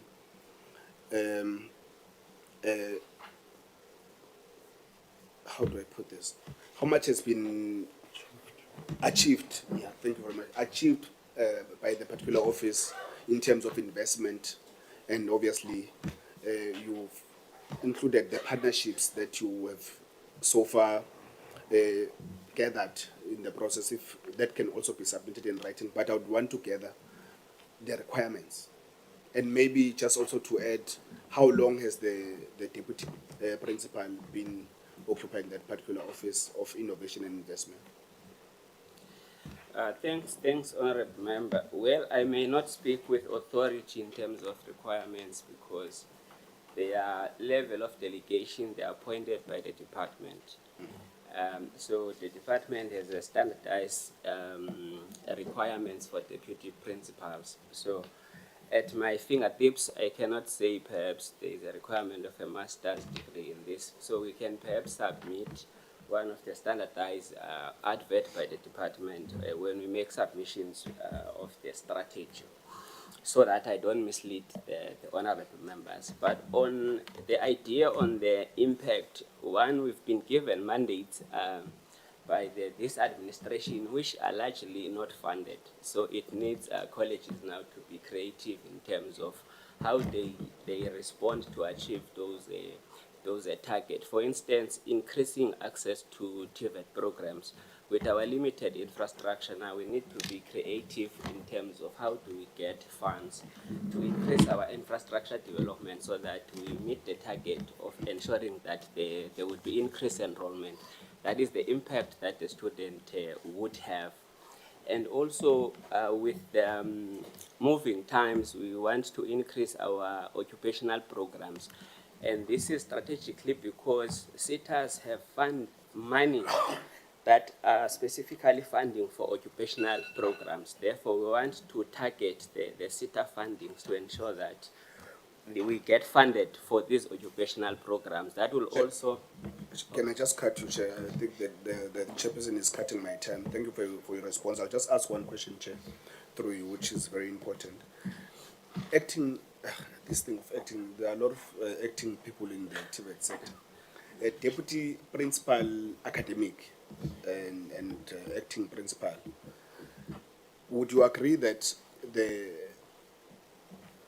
main purpose of the college is teaching and learning? Do we agree? Okay. The past 3 academic years, I was looking at your enrolled students per course and the number of students that wrote and the difference there too. So I'll only focus on 2024 because it's almost the same across all 3 years. For 2024, at NCV or NC, I think it's NCV, your enrollment was 14,246. The number of students that wrote were 13,236. That's a difference of at least 750. That close up the extra minute is done. Yeah. And then for engineering, the difference again in terms of enrollment and those that wrote are 453. The next one, which is business studies, the difference is 520. And those are the ones. And then when you're looking at the dropouts, the only dropouts that you had for that particular academic year is 60 for NCV, 46 for business studies, and 20 for PLP. So, and engineering 12. So the excuse cannot be dropouts. But there is a big chunk of students that did not write the examinations. So could you please take us to confidence the reasons why there is a big number of students that don't write exams and what is being done by the college to ensure that this doesn't happen, because it's been happening for the past 3 years. Thank you very much, Chairperson. All right. Thank you very much, Honorable Member. The numbers that you are referring to are actually subject counts. They are not head counts. But that being the case, there are 2 issues that prevent students from writing examinations. One of them is 80% attendance, which is compulsory. So if a student is not attending as required, they will be excluded from writing a subject. The second one, all the subjects have got sub-minimums to allow them into the examination. So if a student, for example, in NCV, vocational subject, they do not meet an ICAS or a year mark of 50%, they will not be allowed to write the subject. It's a policy of the department. So what we are doing in terms of academics, we are working on a student retention strategy as well as the college improvement plan. It's what we've been doing from Monday because I'm only 12 days into the college. So, but I am assisting the academic unit to develop a proper strategy that can assist in terms of assisting students not to drop out and also to progress. Thank you. Okay, Honorable Khakha. Deputy Principal's Investment and Innovation, just quickly follow up. How long, when were you appointed? Please switch on the mic. Yes. Please switch on the mic. I was appointed in 2005, but as Okay, but for this particular stuff, no, I don't want the whole history. I want for the position you're currently holding. 2023. 2023. So you've been 2 years into the job. Yes. How much money have you fundraised towards internet connectivity within the labs? Connectivity. Unless there's we can put the analysis up so that I can then talk What do you mean analysis? I guess you should know. Do you have any partnership that in your job in the last 2 weeks that you have formed with any private sector or any company to ensure that there's connectivity on campus to improve internet access? Yes or no? No. You haven't. So have you done any sort engagements with computers for computer accesses? Yes. Okay, how many computers were you able to get in the last 2 years? Into the institution. I mean, surely not in your house, Mama.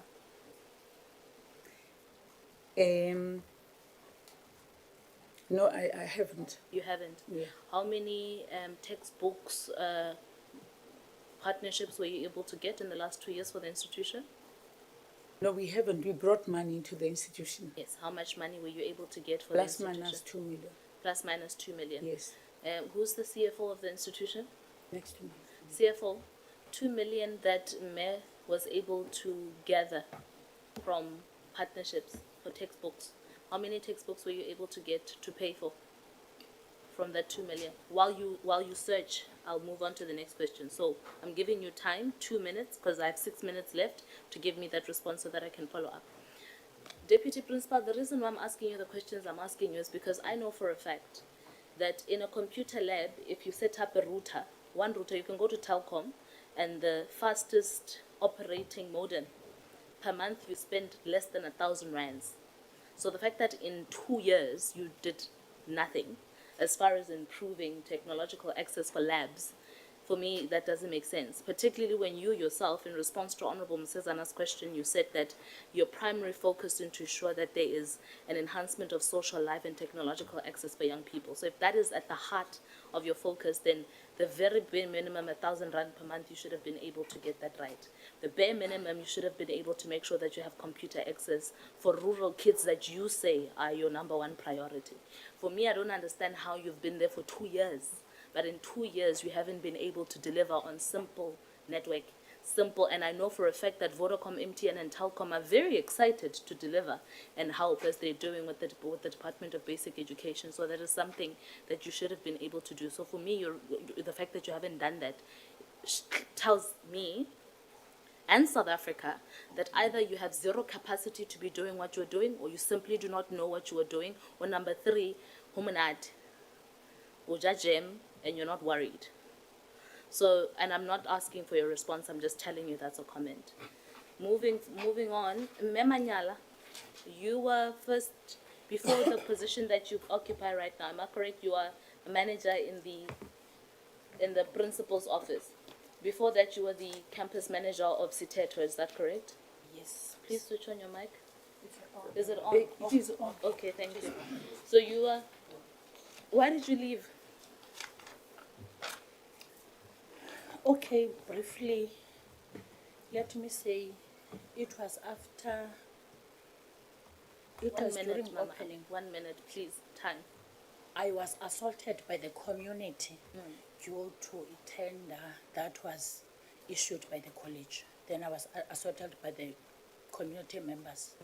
Okay, the reason I'm asking you, thank you for sticking to your script, because the community members that you are claiming that assaulted you are refusing, they're saying it is not true.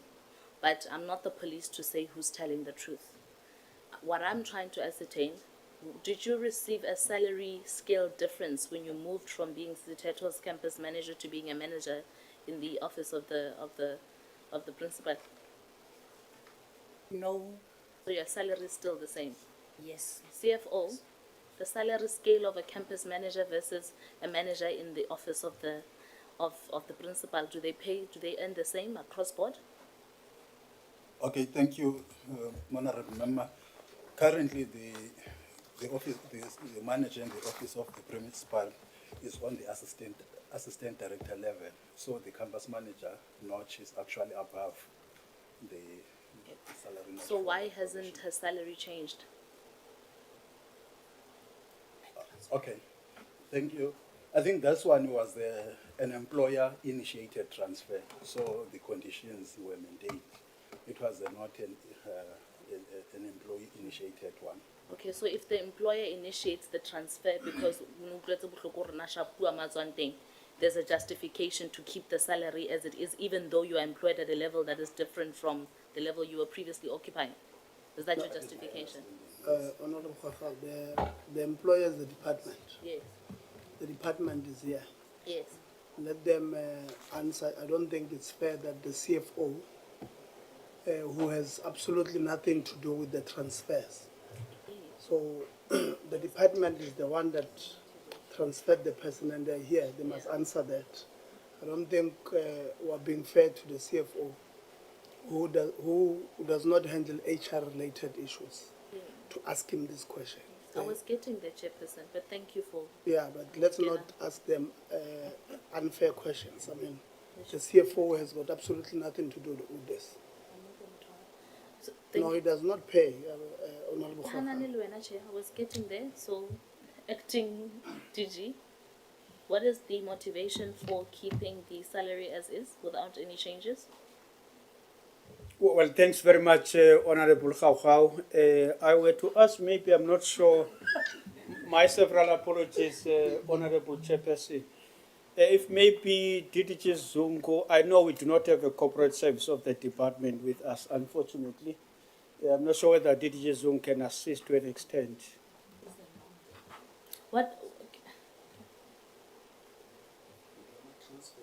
It's Katiba. Answer the question. I was not given the permission to speak, Chair. He was asking if I could. Yes. At this point in time, Chair, I cannot answer. I think we would have to provide a written response to this matter that will provide the background of the case and what happened and why the salary was not adjusted. So DDG Corporate Services is not part of this engagement. So we will provide a written response to that, Chair. I think it's important that that happens, and also because there's a precedent here that you are setting, that for me, you can't be crying as a TVET sector saying you do not have money to fill vacancies or you don't have money for textbooks, yet you are happy to compensate people even though they move from different positions. I mean, in South Africa, our land, I don't imagine that everybody who feels unsafe in their workspace gets to enjoy the freedom of hopping to another position of work, even though it's of a lower salary scale, and they receive the same benefits, performing a job that is of a lesser demand than what the shift was. So for me, that is completely unacceptable. It doesn't make sense, but please put that in writing. NSFAS, the SRC is crying again, and this is not a new story. SRC has a serious problem with the fact that a registration was received, they received registration, received data, but then at the end of the day, there was nothing as far as their closed response for their submissions. So I know members are going to ask about this. So in consolidation of your responses, please can I ask SRC that the SRC furnishes NSFAS with the list of students that are affected, so that we know how many of them there are, their IDs accordingly, give them to NSFAS so that NSFAS can resolve that for you. Just quickly, because the whatever response they're going to give us now is not going to solve the problem immediately, so that we can fast track. The last one, finally, Chairperson, is on the certification rate, Principal. The certification rate that you indicated as an institution, for me, a certification rate is supposed to be at 100%. And if the certification rate is not at 100%, it means there are students out there who have completed their studies but have their certificates still lagging behind. Your slides indicate here that I'm trying to find the slide, but your slides indicate here that in some instances you have a certification rate of about 31%. Is it 31 post completion or 31 as it goes? For NCV, for example, 26% for engineering, 30% for business studies. And then make it make sense why then there's a difference between NCV, engineering, business studies at 26, 31, and 30%, but you are able to record a 91% on PLP. Thank you very much, Honorable Member. The PLP program is a bridging program. It's an access program towards our ministerial programs at other levels, probably precisely NCV level 2. So it's internally managed, not that it must be easy because it's internally assessed and managed, but it's a bridging program. So it's within the control of the college. The certification rates that you are seeing, they speaks to the number of students who completed 4 out of 4 or 7 out of 7 subjects in one sitting. So if a student fails a subject, it will not translate to 100% for the entire cohort. So it means if I'm doing NCV level 2 and I write 7 subjects, if I fail one subject, I will not be counted on the certification rate. Thank you. Please may I request in future that when you compile your data, make it, assume the person who's going to read it doesn't sit in your office and knows automatically what you mean. Because as you read it automatically, it gives the impression, so make it 2. So 31 as far as completion versus writing, and then what you just explained right now. Thank you, Chair. Honorable Zondo, switch off the mic. Thanks, Chair. Firstly, I will start by NSFAS. I think we got a lot of pride beside the one that we are getting here about the registration received and some other students are getting half of their allocations, some other allowances are not getting in. And I've even communicated with the chairperson about the list, the endless list from different universities and TVET colleges about this crime. Can you brief us what is going on? Okay, thank you, Honorable Member. So, as far as registration is received is concerned, when reg is received, it is then validated to see that the student indeed does qualify according to the presets of the policy, the funding policy. So yes, a student might see on their portal that reg is received, but if, for example, that record fails N+1, the amounts that are claimed for are above the caps, etc., then it does not proceed to payment.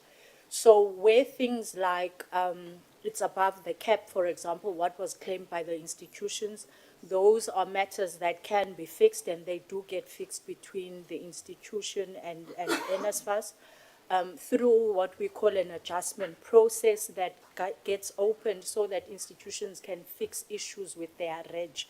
But if, for example, a student is failing N+1, that student does not qualify for funding.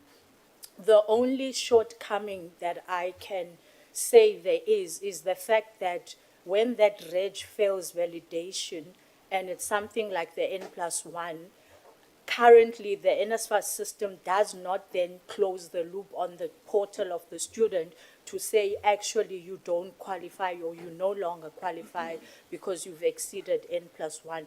So that is an enhancement that obviously needs to be done on the side of the system, on the NSFAS side. But it's usually due to matters that are linked to the policy where the reg doesn't qualify, or what the SRC was touching on where reg is loaded incorrectly. For example, a student is meant to be loaded for accommodation, but the reg comes saying transport. So all of that gets fixed through the adjustment process. Currently for 2025, the adjustment process has been open for 3 weeks. This is the 3rd week where institutions are given the chance to do the corrections on their reg where students do qualify. Obviously, if it's N+1, there's no corrections to be done. The only limitation that we have as NSFAS for 2025 is that we only allowed for top downs. So, for example, if you had overclaimed on tuition or whatever, and that is why the reg failed, but if you had underclaimed or you need to move a student from transport to accommodation, we currently don't have the budget facility to allow for those top ups, but we did ask institution to submit their envisaged amounts, and we made a submission which I believe our CEO was going to or has taken to the minister to say, if we allow for corrections on reg that have to do with top-ups, it means an additional of about 40 million in the TVET sector. Can we then have money available for that? So that is the limitation currently, and why, if students then there's a top-up to be done in terms of their reg adjustment process, it hasn't been done. Thank you, Honourable Member. No, thanks, Chair. I think we'll further engage with the NSFAS in these matters, because I think we need to get a way forward even on that gap that on the system, so that we will make sure that students are updated on their matters, because to wait with no feedback, it's causing a lot of problem, inconvenience even on their studies. Let's go forward. There's a concern from students to say that there are those students who have privilege to be renewed their contract when they are in the working integrated learning and why so? Why there are students who will overlap? Because the aim to get that exposure and experience is to complete your qualification. Then why do you keep on renewing their contract in their working environment? Because there are those who are still waiting for that opportunity. Is it fair? Why it's happening, if it's happening?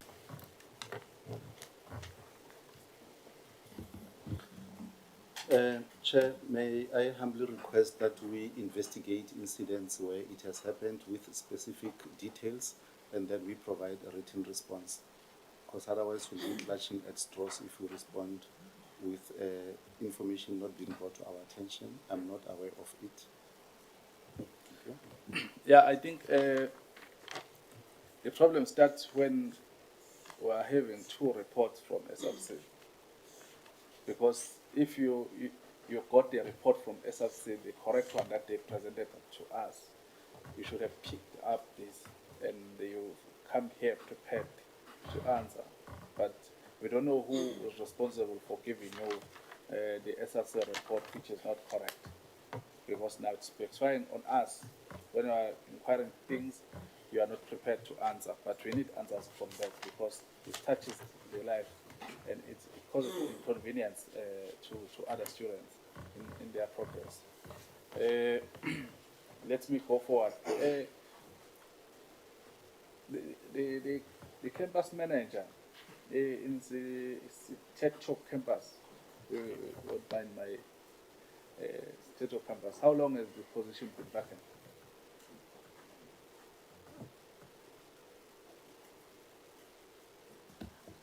Chair, let me request the DP for Corporate Services to respond.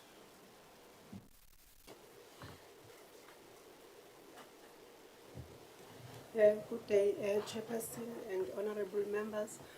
The post at this present moment is not vacant in terms of the HR practices because the incumbent, which is Ms. Manyara, is still occupying the position. So that position is not vacant at the campus as we speak. Thank you. Okay. Okay.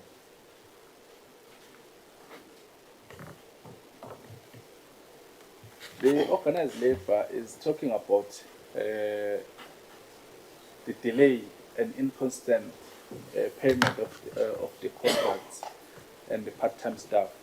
Do you have a knowledge of that?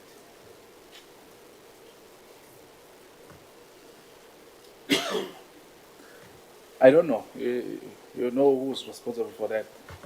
Okay. And make sure that you don't eat my time. Okay, quickly, thank you, Chair. And honorable member, yes, there is a possibility that sometimes part-time payments are delayed, but the process does not start at the central office. It starts with the campus compiling the documentation, and it gets to the central office through the academic services unit so that they verify the claims and the attachment of the attendance register for students. So at some time they would get delayed from those units. But okay, you are saying the problem doesn't start with you. Then the question is, now you know there's a problem with the delay. Why you're not sorting it out? Because there's someone who's suffering the consequences of that delay, you know, and why it's gonna keep on happening. Because once there's a cry, that means it not happened once. And if you know where is the problem, why are you not facilitating to sort out that problem? Definitely, through you, Chair, we are going to improve our processes in terms of integrating and efficiency on that one. Thank you, Chair. Last question, Chair. The 8 years report, there is a regression there from clean audit to unqualified audit opinion.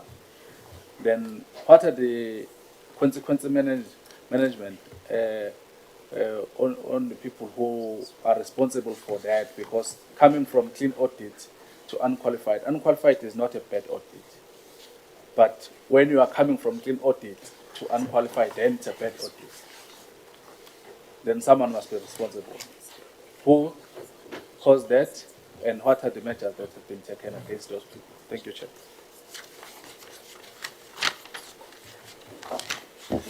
Okay, thank you, through you, Chair, Honorable Member. I think the main cause for for regression was the absence of the governance structures. Yes, as the management, we put up a plan that we followed through, but the fact that we didn't have the Audit and Risk Committee, we didn't have council at the time, I think contributed to our review processes. As such, the quality of the annual financial statements that we produced was substandard in a way. And that resulted in us making material adjustments. I think I can just put it like that, Chair. Sorry, Honorable Member. Thank you. Okay. Honorable No, thank you very much, Chair. Let me start by apologizing for being late to this meeting. My name is Khaulatle. The surname has not yet changed. It's still Khabo. And I'm also a member of this committee. Let me go straight to, let me start with the CFO. CFO, for how long have you been a CFO of that TVET college? Since June 2019. Oh, sorry about that. Since June 2019, Honorable Member. Okay. Thank you very much. The regrets that the Honorable Member has just spoken about, did you have a post-audit action plan for those issues that were identified by the AG? That's correct, Member. Okay. I hope, can you share it with us? Okay.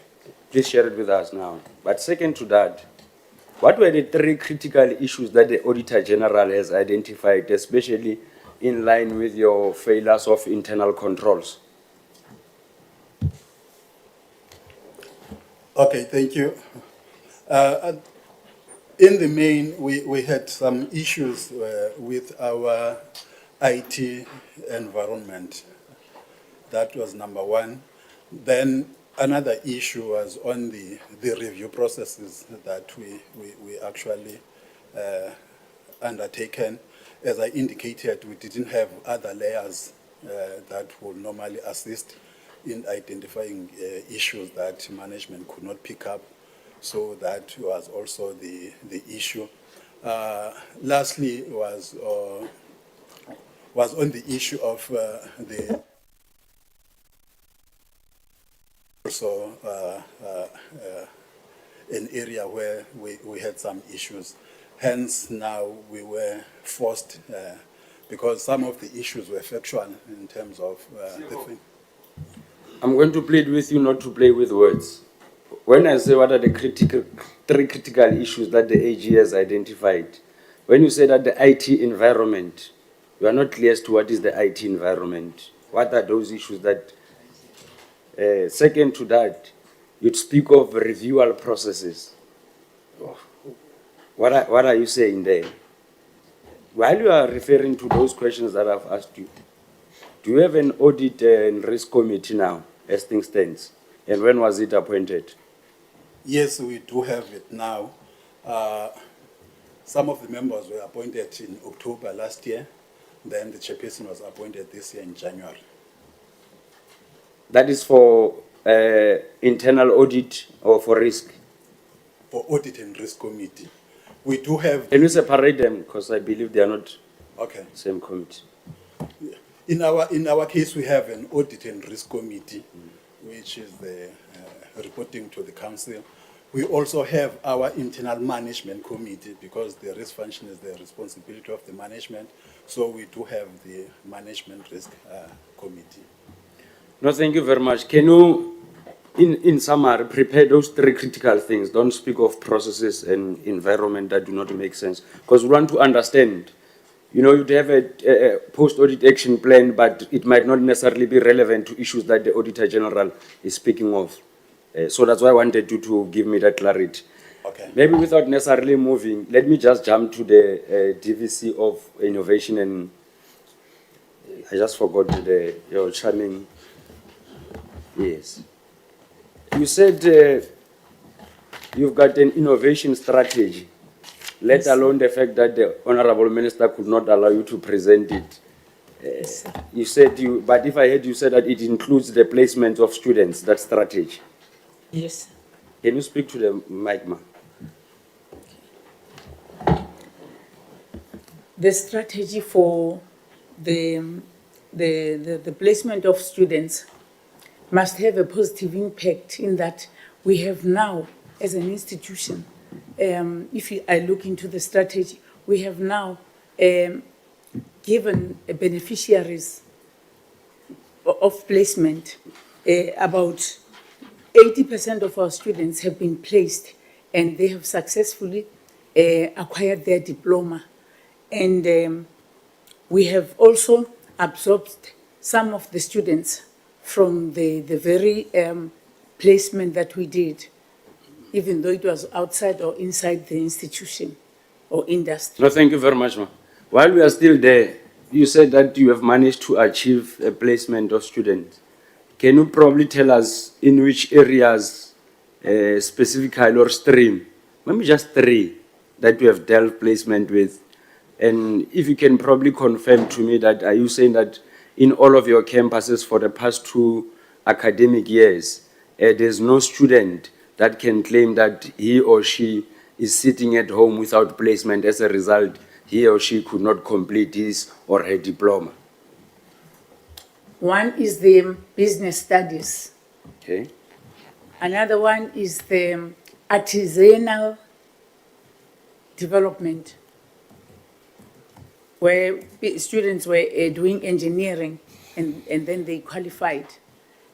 Others were doing electrical, others were doing marketing.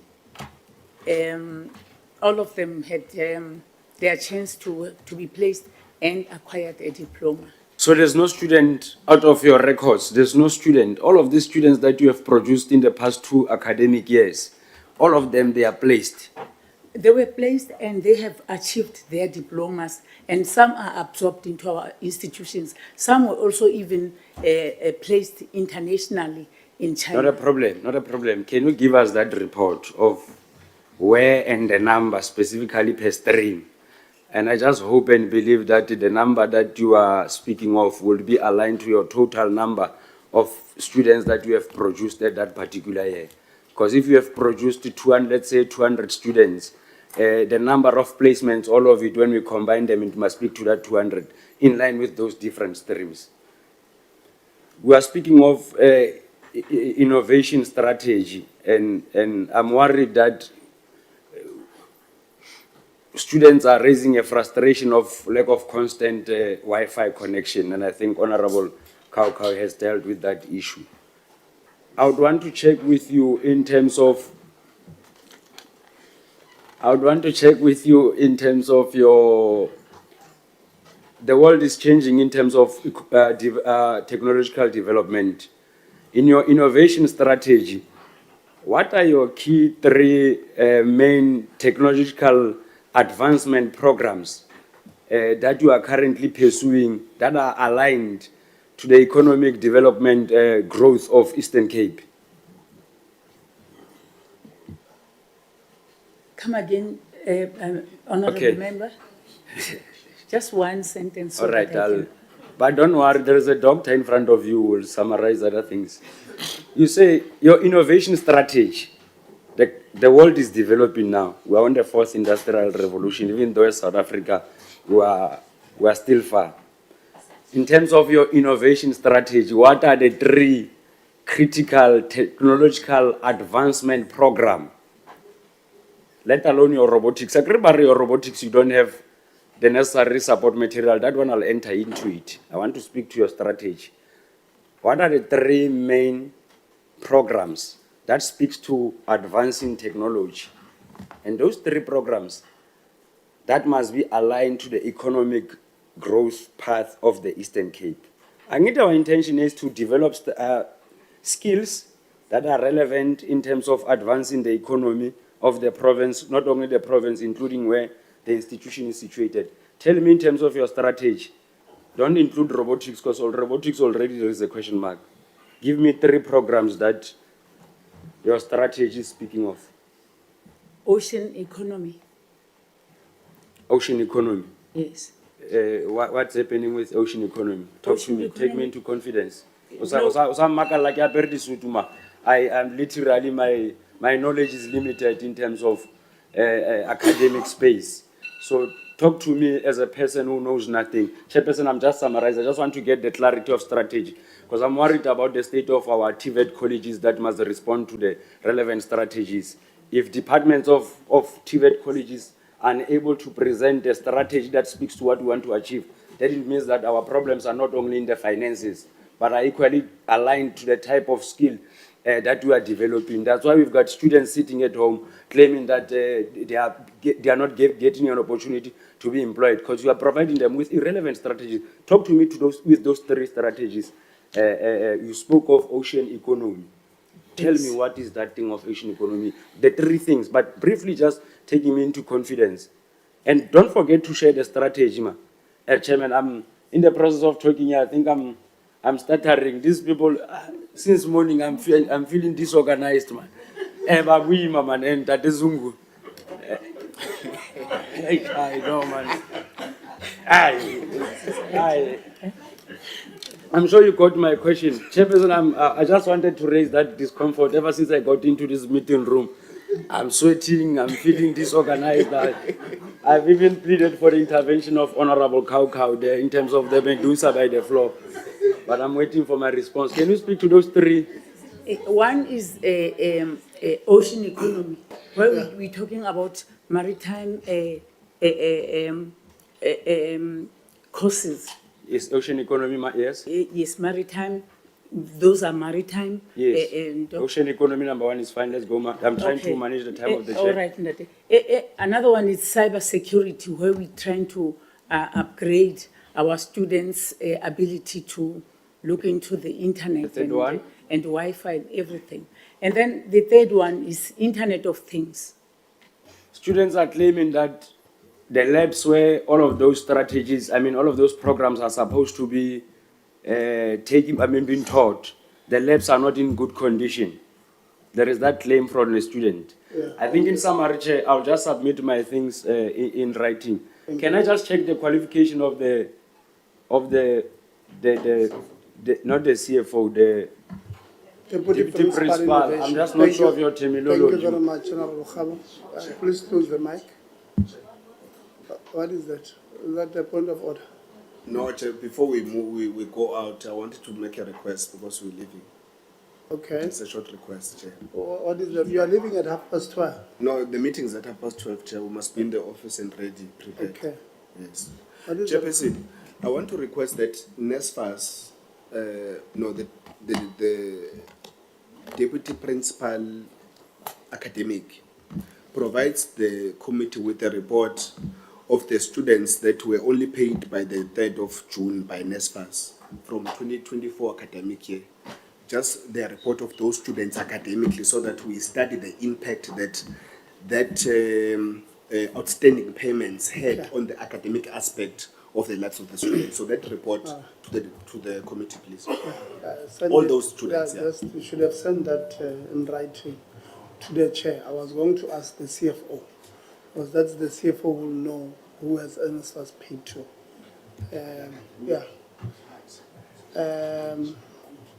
You also have There's a response that was left behind, Chair. Sorry, that I didn't during my time. It wasn't answered. So please, can I get it before I leave? The 1 year, how many textbooks did we get out of 2 million? The CFO was checking. Yeah, you see, when we have time, that's not when the time rings. I'm supposed to cut you. Then you ask 10 questions. I'm saying to you, I'm giving you 1 minute to wrap up. You ask 10 questions. At that question, 10 questions and answers, they take 8 minutes. So instead of having 9 minutes, so that all of us can have our time, because we also have a fiscal framework that we must attend to on time today.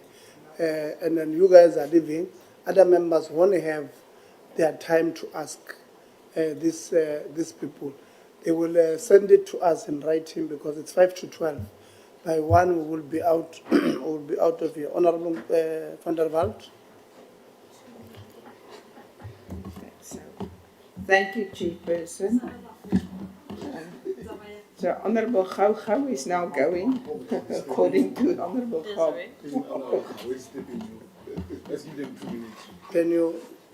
Can we please move faster? Young people. Yes, Honorable van der Walt. I just on a lighter,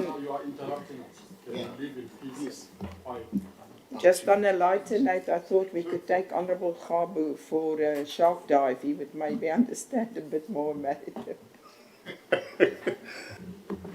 Chairperson, let's go back to business. Let me start off by something, ma'am, that you mentioned, and that is about, you know, the engineering and critical skills that we desperately need in our country for the young people. But if workshops are outdated, and you know, we've seen it in vocational schools and basic education, there's no ways that we're doing a good job. Because people actually will get substandard qualifications, so to speak, as well as substandard jobs. And a job can be a job, but it's not up to scratch. And that makes our unemployment stats go even higher, because not a single young person, and there is some students there, would like to enroll in a course, but they don't have proper equipment and workshops are outdated. Because, you know, things move on in life. It doesn't stay stale. What's your comment on that? Because surely it also plays a major role on other things as well. I can even take down, like, your pass rate is still 81%. It's down. But all these negative things that doesn't go well with a student who enroll for specific things make your dropout will go higher, though it didn't in this case, but it can. Your pass rate will get lower. So what are you going to do to make sure that we have workshops that are actually up to scratch? That's the first question, quickly.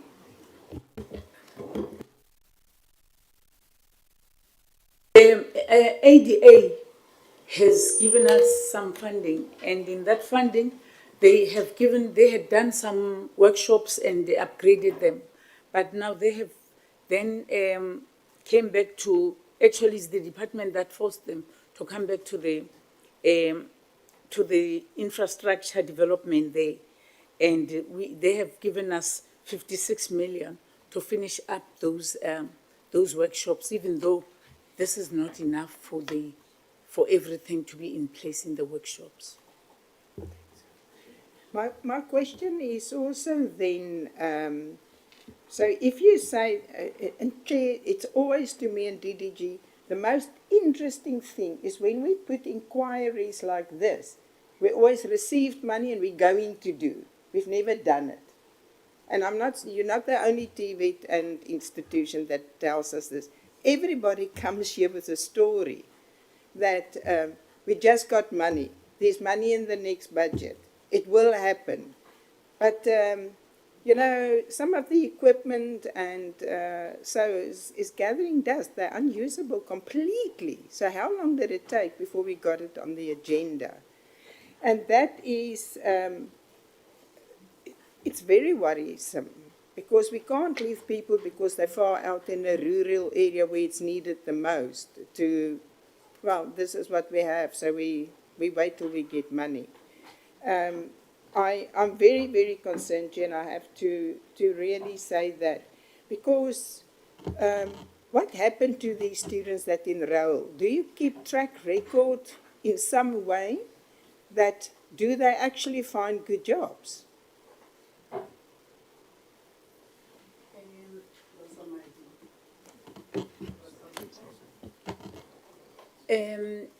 Thank you, Honourable Member.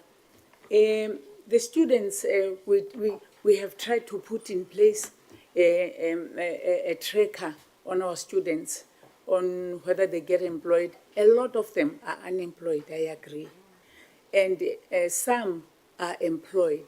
So it's just a matter of percentages maybe to allocate to them to see how many are. Others, they have just, we have not yet tracked them because we don't know where they are. But the ones that are absorbed, we can prominently see them around our towns and in our institution. So then you would agree to me the aim of this department is not every child can go to, or every student can go to a university, and we have to promote TVET colleges. And the way we're doing this is definitely not, I'm putting it to you very straight, Principal, is not promoting TVETs. If a TVET doesn't run, ultimately, you are not promoting TVET training for those. And that's why the young people don't want to go to TVETs. They want to go to university. And we know not everybody can. Do you agree with me? I agree. Yeah. So we have to act up on that.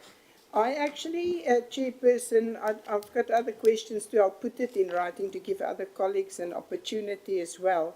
The only thing I wanted to hear is that these work integrated learning to complete qualifications, are we on track with that in total then, as you say, or are we lacking?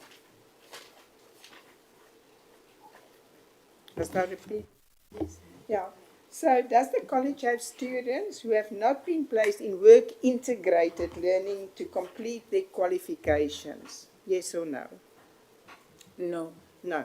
No, not currently. Expected. Last year, yes. Okay. But currently, we have tried to rake every student and advertise that we've got these placements. Yeah. I saw the presentation mentioned that your throughputs are between 8 and 10%. So on earlier, and this year, 2024, will be 12%. I know that the Minister has responded to a question of mine where she said that in 2021 it was 10.8, 2022 was 10.2. We must just make sure on your pass rate, your throughput, your dropouts, whatever the case may be, and even your financial statements from clean to unqualified, everything that goes a step back makes it very, very difficult to catch up and grow. Because if you go down and you go 1% up, it still isn't grow. You're just getting back what you've lost. And really, this TVET must jack up and not decline in anything if you want to give students hope in your area and the rural areas. Thank you, Chair. Thank you very much, Honorable Ngubane. Thank you very much, Chair. I think I don't know whether if I can be assisted, either the principal or the DDG, in relation to explanation of this position of a vice principal on innovation. Was this position innovation in fundraising or innovation in latest technology or innovation? What specific innovation? Because there's some confusion. Is it innovation in bringing funds to the TVET college, or is it innovation in terms of new technology and linking with the TVET college and improving the students' studying ways of studying?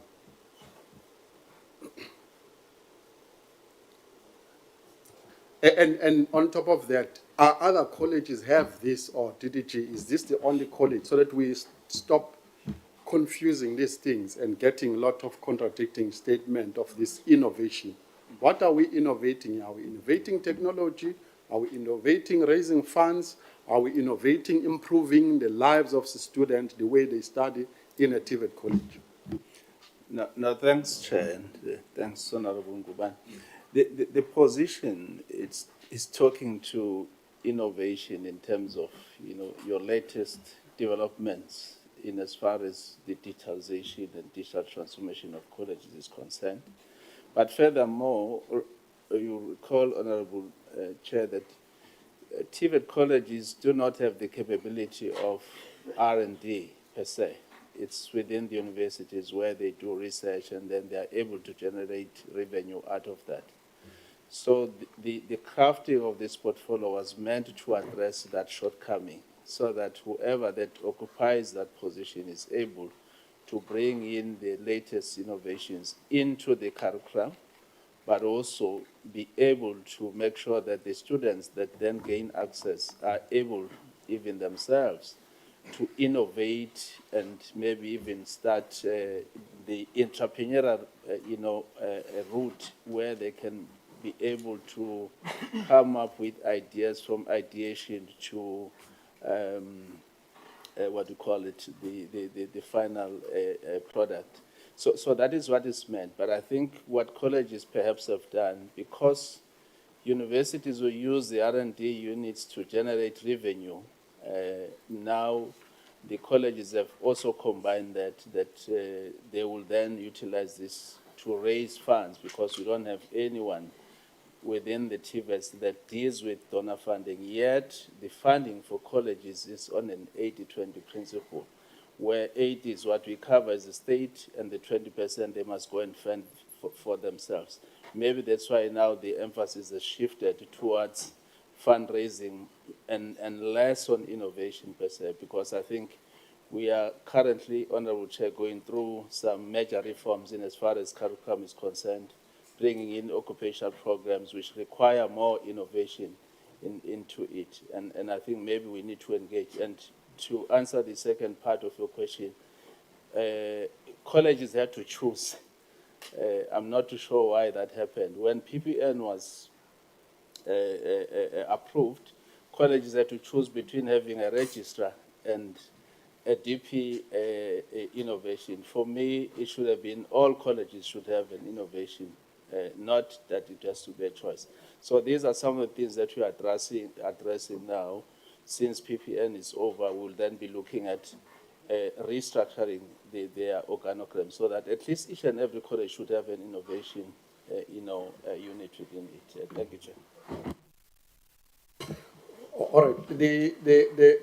We've had principal the lack of communication to students regarding non-allocation to residents, the IT system slowness of it, textbooks delivery lateness or inadequate or even old syllabus books, temporal structures being made temporal permanent, as well as outdated equipment.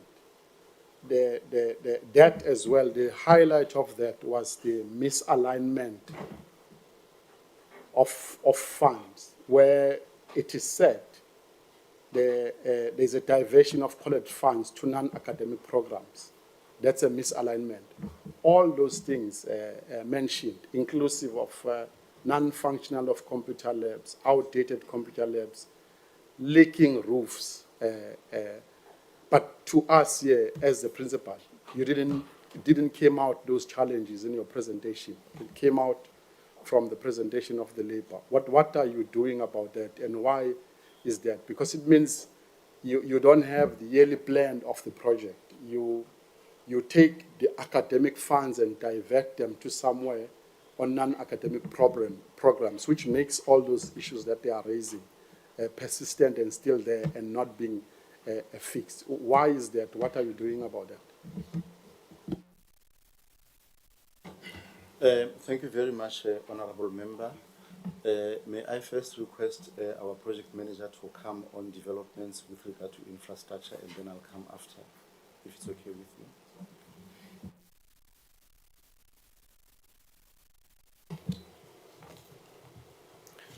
Okay, thank you, Chair. Thank you, Principal. I think I'll respond to the last question regarding leaking roofs.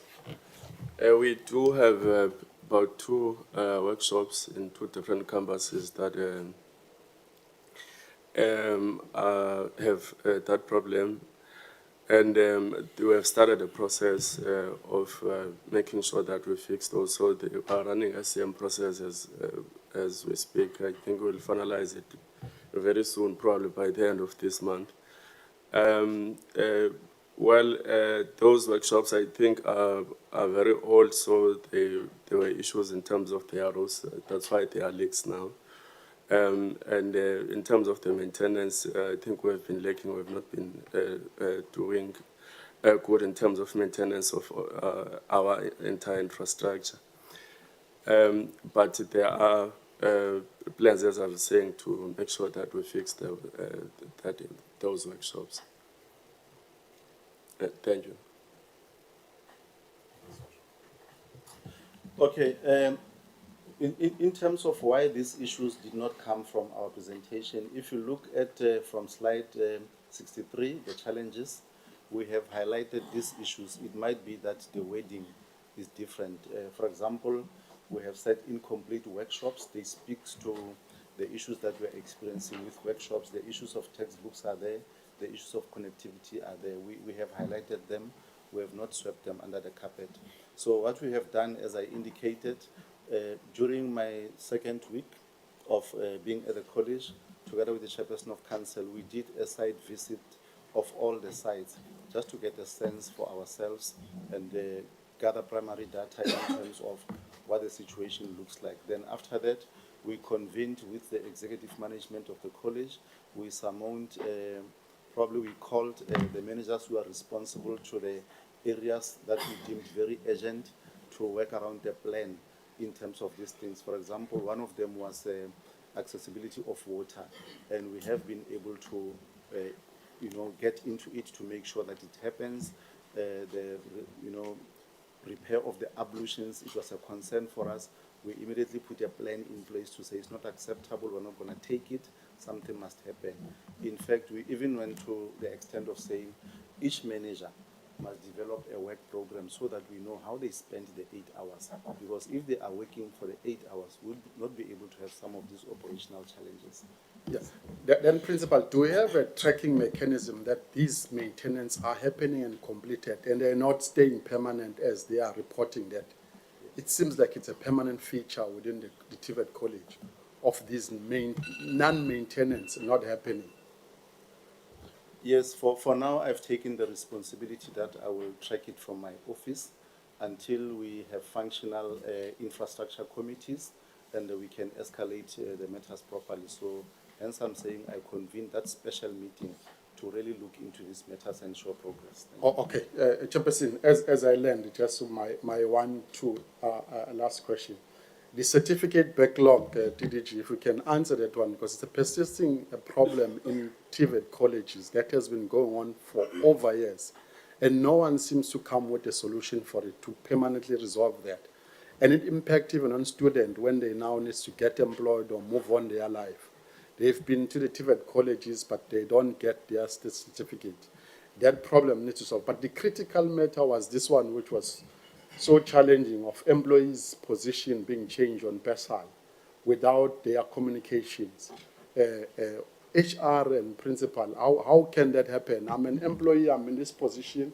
All of a sudden, I'm moved to a certain position, but there was no communication with me as an employer. Are we moving employees as tomorrow we wake up, I'm in this position now, I've decided I'm putting you in this position? Where have you had something like that? Why is it happening? Thank you very much, Chair. Principal. Through you, Chair, thank you. Honourable Member, with the issue of the change of job titles on the system, there is a PPN model that we are implementing at colleges, and there is a structure that is called a College Implementation Committee, where we sit and drive the process.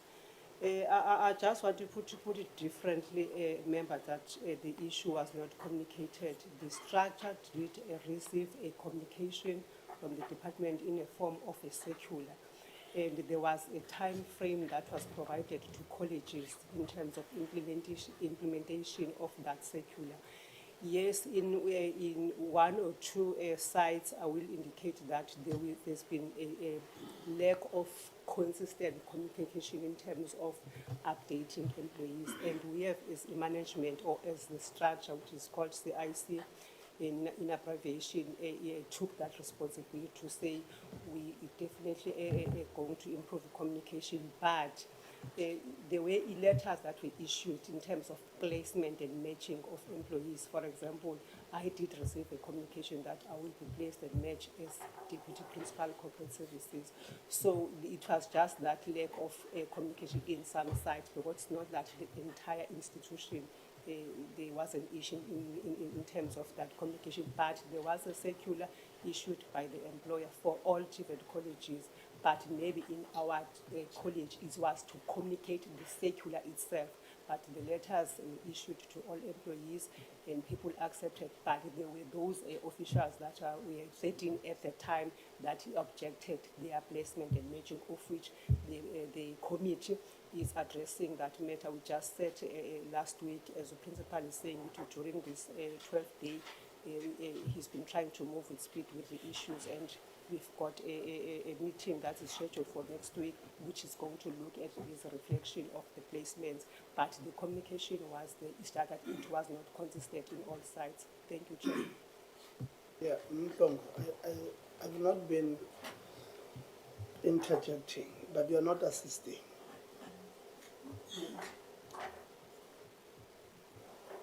We know the policy that speaks about matching and placing. So when you respond, don't respond as if we don't know that policy, because you are now provoking us to ask certain questions. There's a process that you must follow when you place and match. And it also gives an employee an opportunity to respond to it. Many of them, DDGs across the sector, would have refused. And that is why they will not have been placed. So you can't take it, whether there's a circular or there's a whatever, you don't place somebody without communicating them. That's what the policy says. You negotiate with this employee. So the issue here, the question is, you have not been following that. You have placed people without communicating. And the question is, why are you doing so? So answer again, but this time, answer knowing that we know what the policy says, and these members are asking you what they know. Answer the question as was asked. Thanks. Okay, thank you, Chair. What I can indicate, Chair, is that, as I've said, that we have issued the placement and matching to employees, but it's that sometimes the process will be aftermath. Chair. But Honorable Law. I'm not sure if I'm out of order, but I think the question was specific. Where are the members or the employees being paid without their consent? They only see to the person that they've been paid, yes or no. As to what has happened, it's not going to assist the process. Let's assist each other. Thanks. Yeah. Mhlongo. We're doing well so far. Let's not derail ourselves. The policy, you know, if you say to me, we have not been consistent with communication, you are saying you have not implemented the policy according to what you are supposed to do. So you have transgressed your own, because it says if you are going to move Ntate Motlame from being a PLO of the DG to being a PLO of the minister, there's a process you must follow. You can't say I did not, we have not communicated with him. It means you have not followed, because the policy says speak to him, give him a right of reply, whether he accepts or not. And if he does not accept, there's a process you must follow. That's what it says. So you can't say there's not been consistency with the communication. You have not followed your own policy. And it's a big worry for us. Because it then confirms the bullying that the Labour speaks about from yourselves. Honourable Sols. Thank you. Thank you, Chair. Principal. maybe before Honorable, that is Zungu, there was a question to you from Honorable Ngubane. Maybe answer that and then we'll give Honorable Souls. If you can just switch off mic a bit. No, thanks, Chair. Indeed, Honorable Ngubane, thanks for the question, because it's been coming up again and again, and it is a challenge. We have since sent a circular to colleges so that they can give us the list of those students that are found to be on that backlog. The principal did mention earlier on that part of it is the issue of the subject combinations, because the system is not automated. So if you've written certain subjects and you dropped some, it does not then provide the cumulative results for you. So you might have skipped a year where we are repeating a subject. Once you've completed, the system does not automatically say now the students has met all the requirements for certification. And I think it's one of the areas. But also we don't have proper tracking systems. I think it was Honorable van der Waal that was raising that.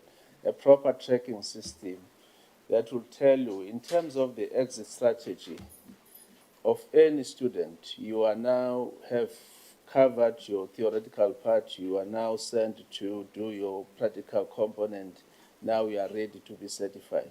So colleges don't have that, and I think it's one of the things that we need to invest in, but offer more digital or an electronic system that will be able to provide such, but also a system that is able to give feedback to individual students in terms of where their application is, so that we are able to track and see who is sitting with that application and be able to provide proper feedback to students.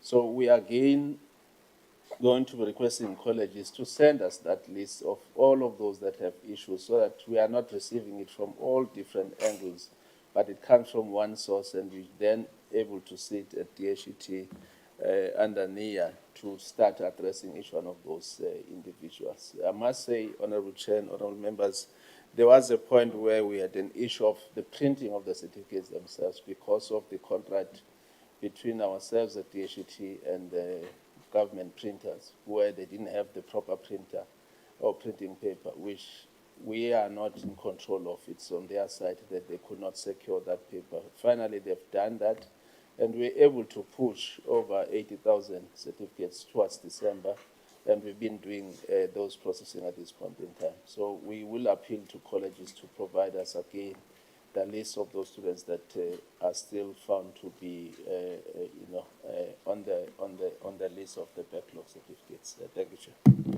Thank you very much, Honorable Souls. Thank you, Chair. Principal, on your equity slide, just to understand, are you saying that out of the total of 340, there is only 2 foreign nationals that's now naturalized? No other foreign national is part of the staff. Is that what you're saying? Yes, Honorable Member, this is the information that I got from the college.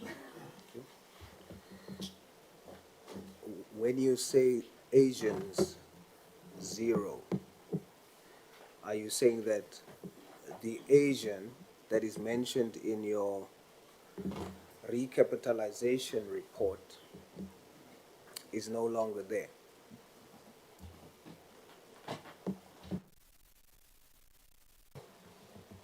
I will need assistance. I'm not sure which report you are referring to. Maybe other members can assist as well.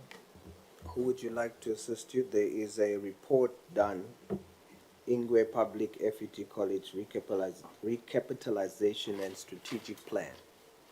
And in that document, there is mention of 1 Asian staff member. So I'm asking, is that staff member no longer there? That's why it's 0, or is he or she still there? In the absence of the chair, honorable member, can I assist? With my knowledge, we never had an Asian in the past 10 years in our staff establishment. Thank you, Chair. So it's 0. So The document I will then have to submit, I suppose, and then you guys can clarify, because I have the document in front of me. And it's a document produced by yourselves that says there's one Asian staff member. But because of my time, so can we agree that I'll submit the document and then you'll provide clarity with regard to that? Principal, when you say you advertise nationally, what do you mean by that? What advertising mediums do you use so that you try and achieve the equity target? Just quickly, please. Okay. By that, Chair, we mean we are using City Press, one of our medium, and we also take our positions at the level of assistant director and particular engineering lecturers to systems like DPSA. So we are using those two as our national hotspots. Would you agree that the mediums that you use is not basis for you to confidently say there's no interest for other races to come to your institution?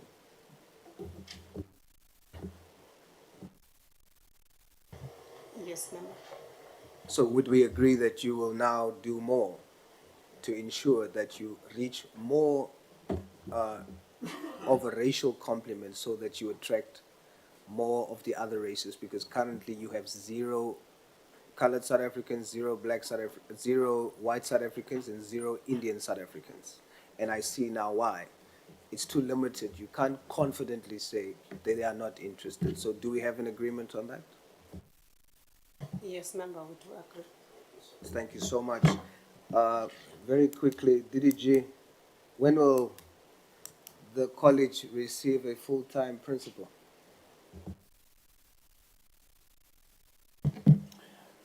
Thank you, Honorable Souls. I think we've received the concurrences from DPSA. We are waiting for our corporate services to advertise all of those posts. But when they were finalizing the list, we realized that there were other posts that were omitted, and we wanted to have a proper management plan that will say these are all the vacant posts, gazetted and advertised. This is the timeline we are putting for us to sift and do the selection processes, and by this time we should have. So we've been engaging with my colleague DDG Corporate Services. I'm hoping that we'll get this plan by next week so that at least we know where and when can we have this post finalized. So our plan, Honorable Source, was that when we sit for interviews of principals, because it's the same, we just want to have that in 1 week, and we conclude, and then we can move to the next level, DPs and so forth. So that is what we're hoping to get from DDG Corporate Services. All right, so in terms of timelines, by next week you will know from corporate services when this will take place. Once that is established, then it will take 1 week after that to ensure that there's a principal. Honorable Source, the advert must still go out. No, I understand that. I Yes. mean, we now talk when that process, when that is done, 1 week. That's what we are planning. All right, Labor. When you say poor sanitation at Siteto, give me an example of that. Paint a picture very quickly. Poor sanitation. What do you mean? What is the actual, what is happening? Quickly. Thank you, Honorable. We mean it is the material that is used there. So with chemicals, the general workers are having a problem with the cleaning materials that they are using there.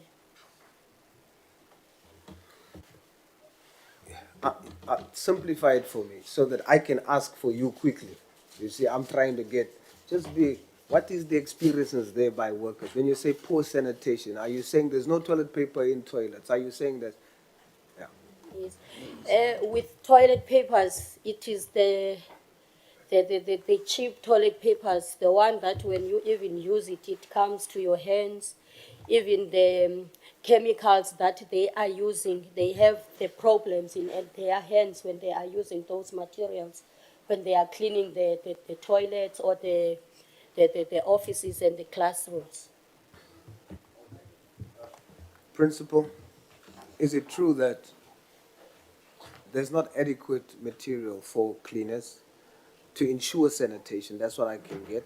That's one. Two, is it true, because in also the labor's presentation, they say that staff and students at times has to relieve themselves outside. Is that true? Thank you, Honorable Member. I have done with the Chairperson of Council an assessment of the ablution facilities.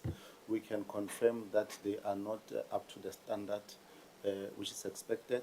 Hence, I indicated that immediately after that, we convened a special meeting, and I've given instructions in terms of how these matters must be handled.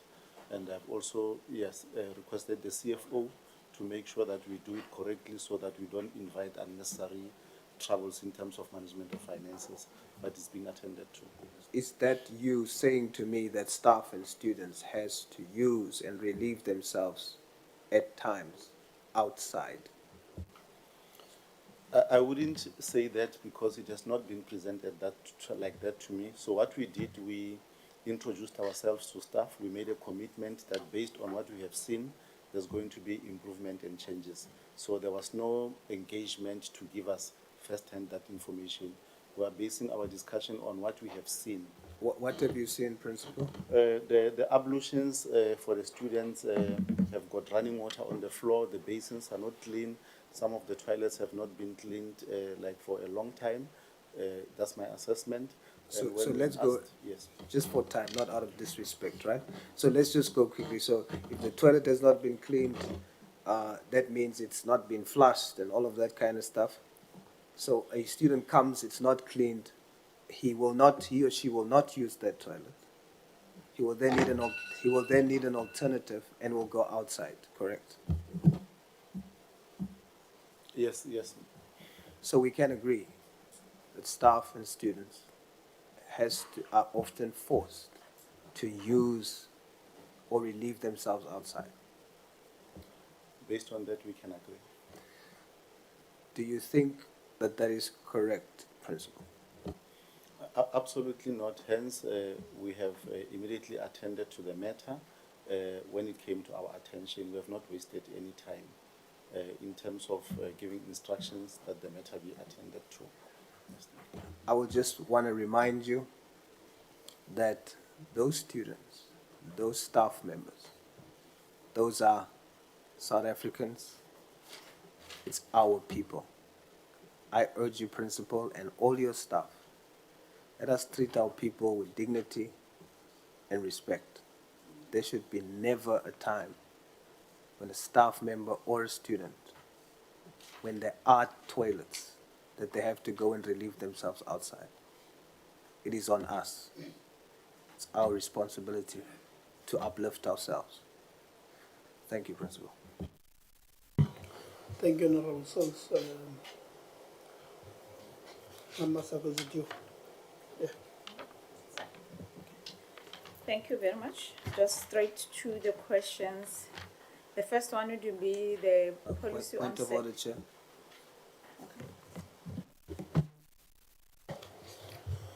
What is the point of order now? On you, Chairperson. Okay. Yes. No, when you were outside, I just wanted to state for the record that there was a document that I have to produce that states something that we needed to clarify around an Asian employee that the staff didn't know about. Okay. Yeah, I have my eye on it. So you will give it to us. So you will give it to us, and then they will respond on it. Thank you very much, Honorable Wasaga. Thank you very much. Just a quick question on your sexual harassment cases that the if there are cases in the TVET college, there are cases, maybe confirmation there? Okay. Is it students? Mike?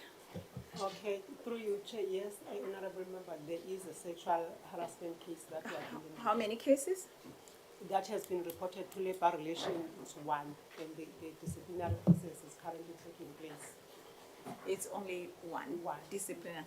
And then there is is the police involved in that case? According to my information that I have, the matter has been reported by the campus manager because it's a lecturer versus a student. Okay, and then you are still handling that case? Yes. on a So disciplinary if you are handling it in concurrence with the police, how is that working? I mean, I'm just interested to know the dynamics of if you are handling that case and also the police, how is that working? According to the information that I got from the campus manager is that the family for the affected student, they decided to withdraw the case from the criminal processes. Hence, internally, we are proceeding with the matter because the employee, the lecturer is our employee, so we need to apply the... Is the lecturer still at the college or suspended? He's not suspended. Is the student still at the colleges or not? Can I ask my colleague to assist me as an academic head? I'm not sure from... Okay, whoever can answer me. Where's the student? I think the student is still at the college. That's Okay. what I've heard.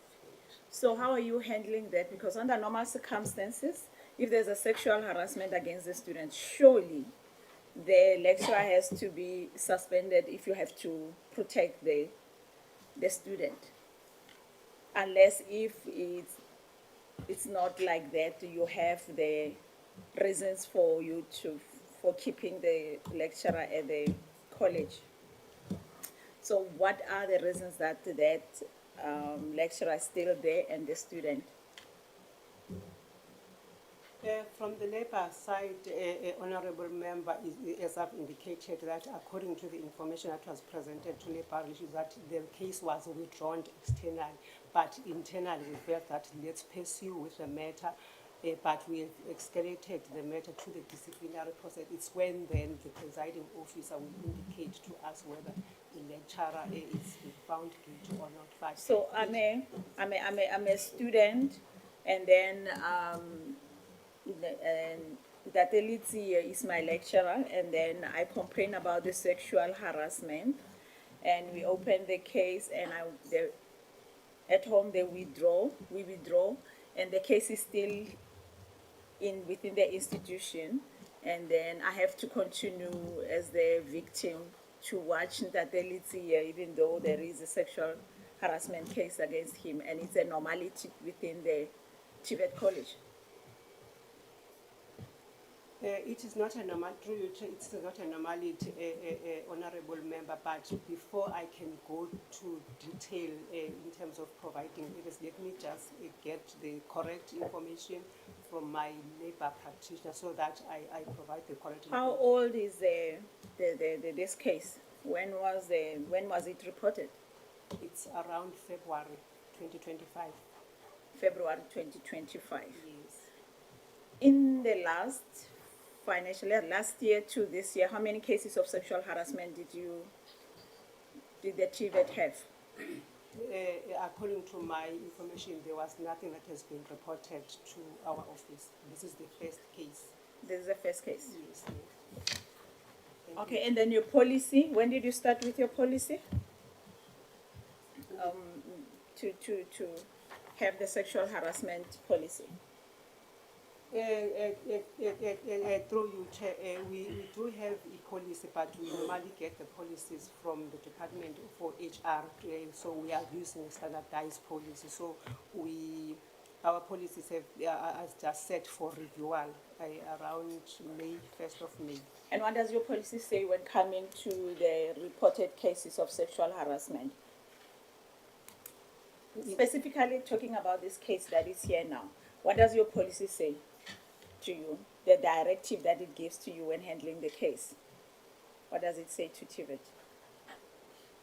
I cannot give you a direct question, but in terms of handling the matter, we use the code of conduct for lecturers, which say this matter should be taken as a serious matter. Hence, we have continued with the process of charging the lecturer.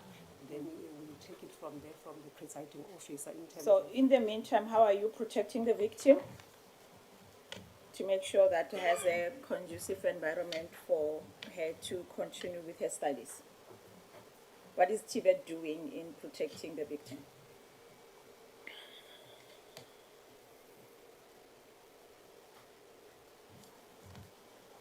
Okay, because time is moving and there's no answer, let me continue. Deputy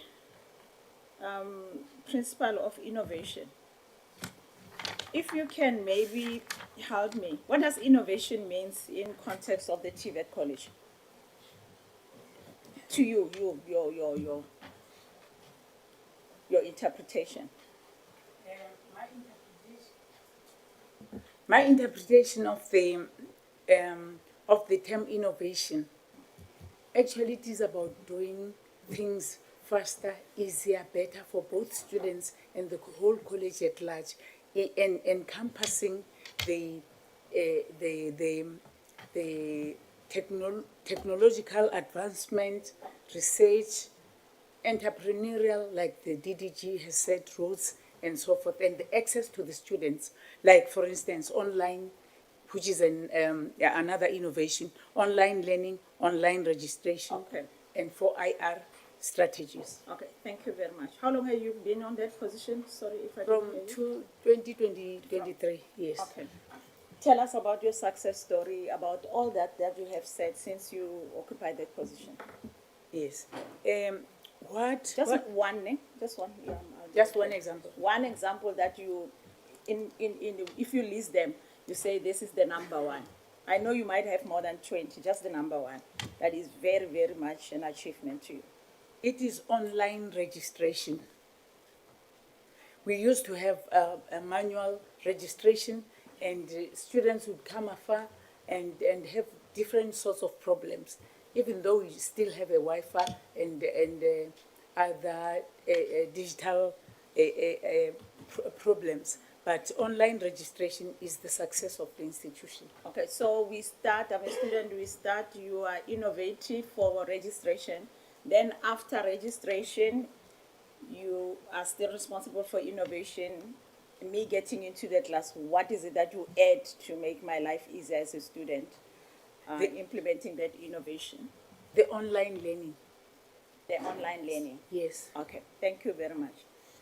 What do you do to make sure that the online learning, because you are an enabler for that to happen within the TVET, what is it that you are doing for the ease of being, for the students and also the employees to make sure that that innovation, that is your number one, is really up to scratch? LMS. LMS it's whereby the learning of the students, it's aggravated by... Okay, talk in the practicality. You were here. Students say they don't have the Wi-Fi, there's a struggle, the labs are not. Now, not what is written there, the practicality of it. So talk to me about that. What is it that you are doing? No ways can it be 9 minutes. Okay. We for instance, if let's talk attendance, the student attending the class. With attendance, there is an automated process that is done. That is attendance registered online. And ma'am, I'm sorry. I respect you, Mbogoto. I really, really respect you. Thank you. I made it clear. They're saying there's a Wi-Fi and there's a challenge of the labs and you are responsible. So talk to me about the practicality based on what they are saying, what the employees are saying and the students. What is it that you are doing in corrective measures to make sure that that is not happening, that you can talk to us and say that there is an improvement? There is an improvement in that even though I'm not single-handed in doing this, IT should be my basis for doing this. So what I do is that I also have with the LMS, for instance, the students access the material, learning material, faster with the lecturer, and it is projected in the classroom. Okay, thank you very much. SRC? The SRC, before I go to SRC, just if you can send us the information of your metrics or the benchmarking of your innovation when coming to learning, as you are talking to us, we will appreciate that. And also, principal, the KPIs of these different principles for us to look at as you come in, what is it that is there. Students, you talked about the books and they say you access the books so wonderful online, and that, how true is that?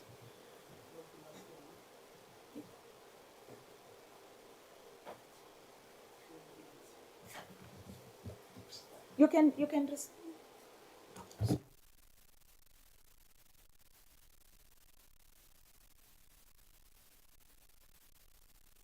Try all the buttons there. I say as online learning then. Okay. Honorable Law. No, thanks. Thanks very much, Chair. Mewe, o ka gopola gore COVID-19 started on 2020, and it's where the department could have been told on integrating to online, and you were only appointed on 2023. What is innovative about your appointment 2023-2020, and there's still no online access to learners? Fortunately, we are dealing with this with academic and IT as we come together to make this a success. Yeah. At COVID-19, we were using online because we were integrating because of the pandemic. Now I'm asking you, at this epoch, you were appointed 2023. What is it so difficult that you don't have access to Wi-Fi and online even now where you are appointed? What innovative is that you are doing? What is innovative about your position and what are you doing? I'm saying, I'm giving you I'm citing the previous year, 2020, 2023, 2025. Still, there is no access to internet you are referring to. What have you done to respond to the online that you are saying the online, you are putting it as your priority and achievement? Where else your stakeholder, your actors in the sector saying, no, they are not aware of online. Do you have a proactive, effective online system since COVID-19, since 2023 till now? Or you don't have an online system automatically? I'm raising all of this because already the Wi-Fi, I say it. No. Okay. You don't have? Yes. All right. Me wa deputy principal. When I listen to the principal, honorable your GBPF policy, it's still yet to be completed. Where stakeholders must engage. Is it true, principal? Yes. Yes. Okay, thanks. That is when was your circular on colleges to submit their policy on GBPF? There was a deadline, I remember, on the previous portfolio when you came. There was a circular you released. Just remind me, when was the circular released? Thanks. I can't remember, Honorable Law, from top of my head, but it should have been 2 years ago. Mewe, more parliament, you don't mislead us and say there's a policy, there's what. One, you misled us when you said there's a policy. There's no policy. The policy could have protected your colleague and the students at campus. And three, immediately when there's a case of GBV, you are expected to have a committee to preside over the matter and look onto the need on the possibilities as to what will hinder or what are the possibilities for investigation. So you don't mislead us here. Be frank and honest that there's no policy and there's no guidance on dealing with gender-based violence. The policy is within 2 weeks. That should be engaged by stakeholders. Thank you very much. Chair. Yeah, hold on. Post your time. Okay. You are raising your hand. What is the issue? Through you, Chair. Thank you, Honorable Member, but I just want to correct something. There is a signed policy by the DG of the Department Sexual May we? Harassment. May we? Oh, hold on. We'll give you. What does it say? Okay, so continue on what you're saying. There's a policy signed by the DG. Yes, Chairperson, I was going to ask Chair that it has been recently sent by the head office.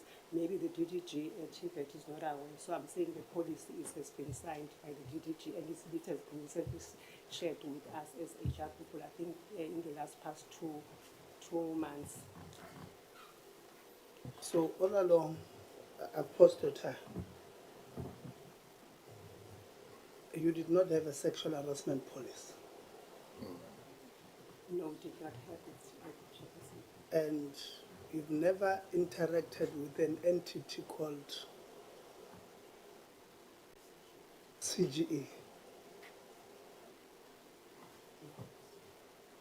You say no. Okay. And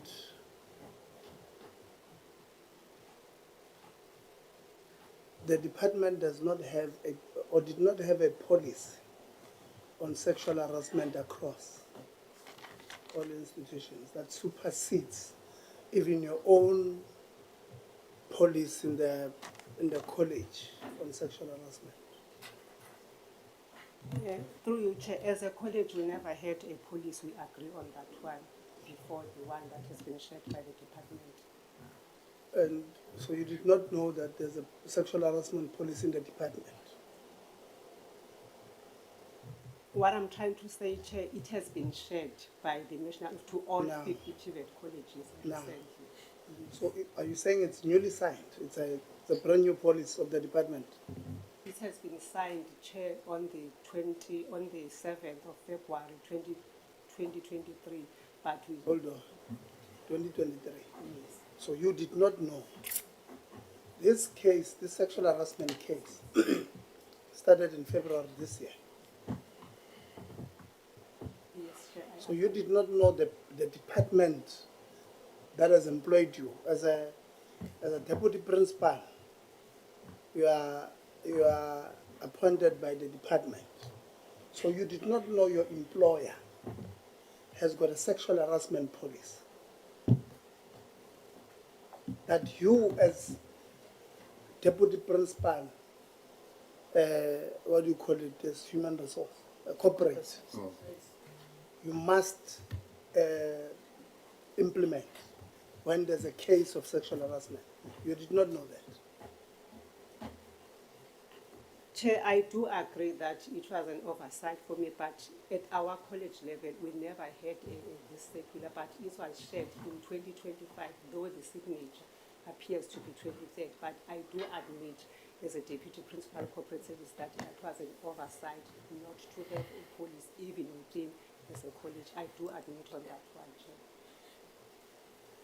Then you are admitting that you did not know that your employer, who is the department, had this policy all along. Can I say yes, Chair? Because it was shared by the regional structure to us. Honorable Law, I'll give you a time. I rather finish mine. Regional manager, take us through, help us understand this problem. And the reason why this thing is very important, Deputy Principal Academic, is that gender-based violence is a pandemic in this country. And even how you answered, I think it was Honorable Low or Honorable Maseko, I can't remember, that it was Honorable Maseko, that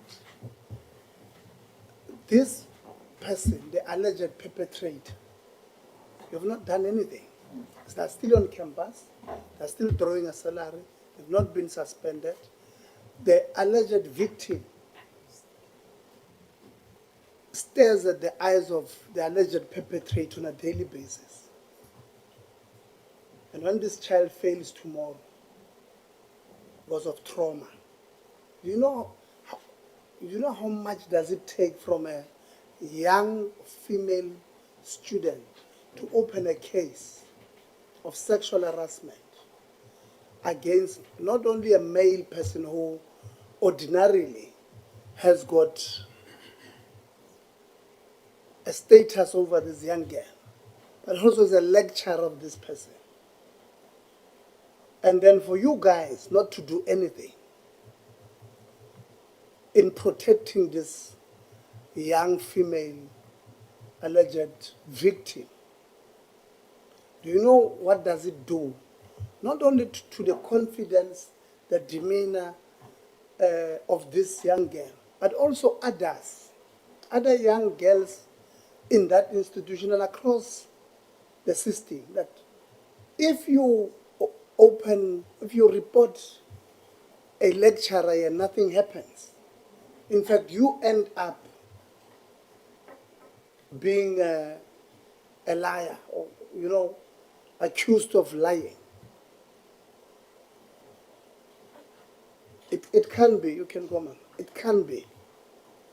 And we're casual about it. When, I don't know what the stats saying about young people or young females in this country going through GBV, this country every hour, every minute. But even for you as a woman, not to see the need, I mean, you know, it's disturbing. It's disturbing. Acting regional answer this thing. The college did not have a sexual harassment case. The department had. What is it that we would have done? Because this case should have gotten to you. What is it that you and your office would have done to make sure that the rights of this young girl, a young brave girl, if I may say, who stood up against a lecturer, what is it that you have done to make sure that this sexual harassment policy of the department is followed? And when it was not followed, what is it that you have done? Take us through. No, thank you very much, Chair. Indeed, I mean, the region as a whole experiencing challenges around gender-based violence. I think we're one of those provinces that have got really challenges when it comes to issues of gender-based violence. What we have done as the region, we have had a dedicated meeting with the college, just look at the state of affairs. And so we would have flagged a number of policies that were not in place, but also part of student support services, Honorable Chairperson. There is an issue around student health and wellness, where colleges have to report on these issues. And so we would have raised it with the college that please ensure that you've got this policy in place.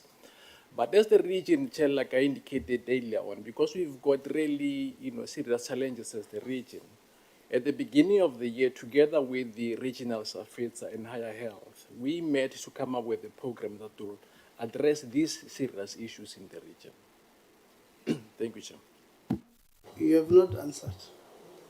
You have not. The question is, what have you done? So there's a problem. Yes, you would have, on policy formulation, you've tried. I've heard you.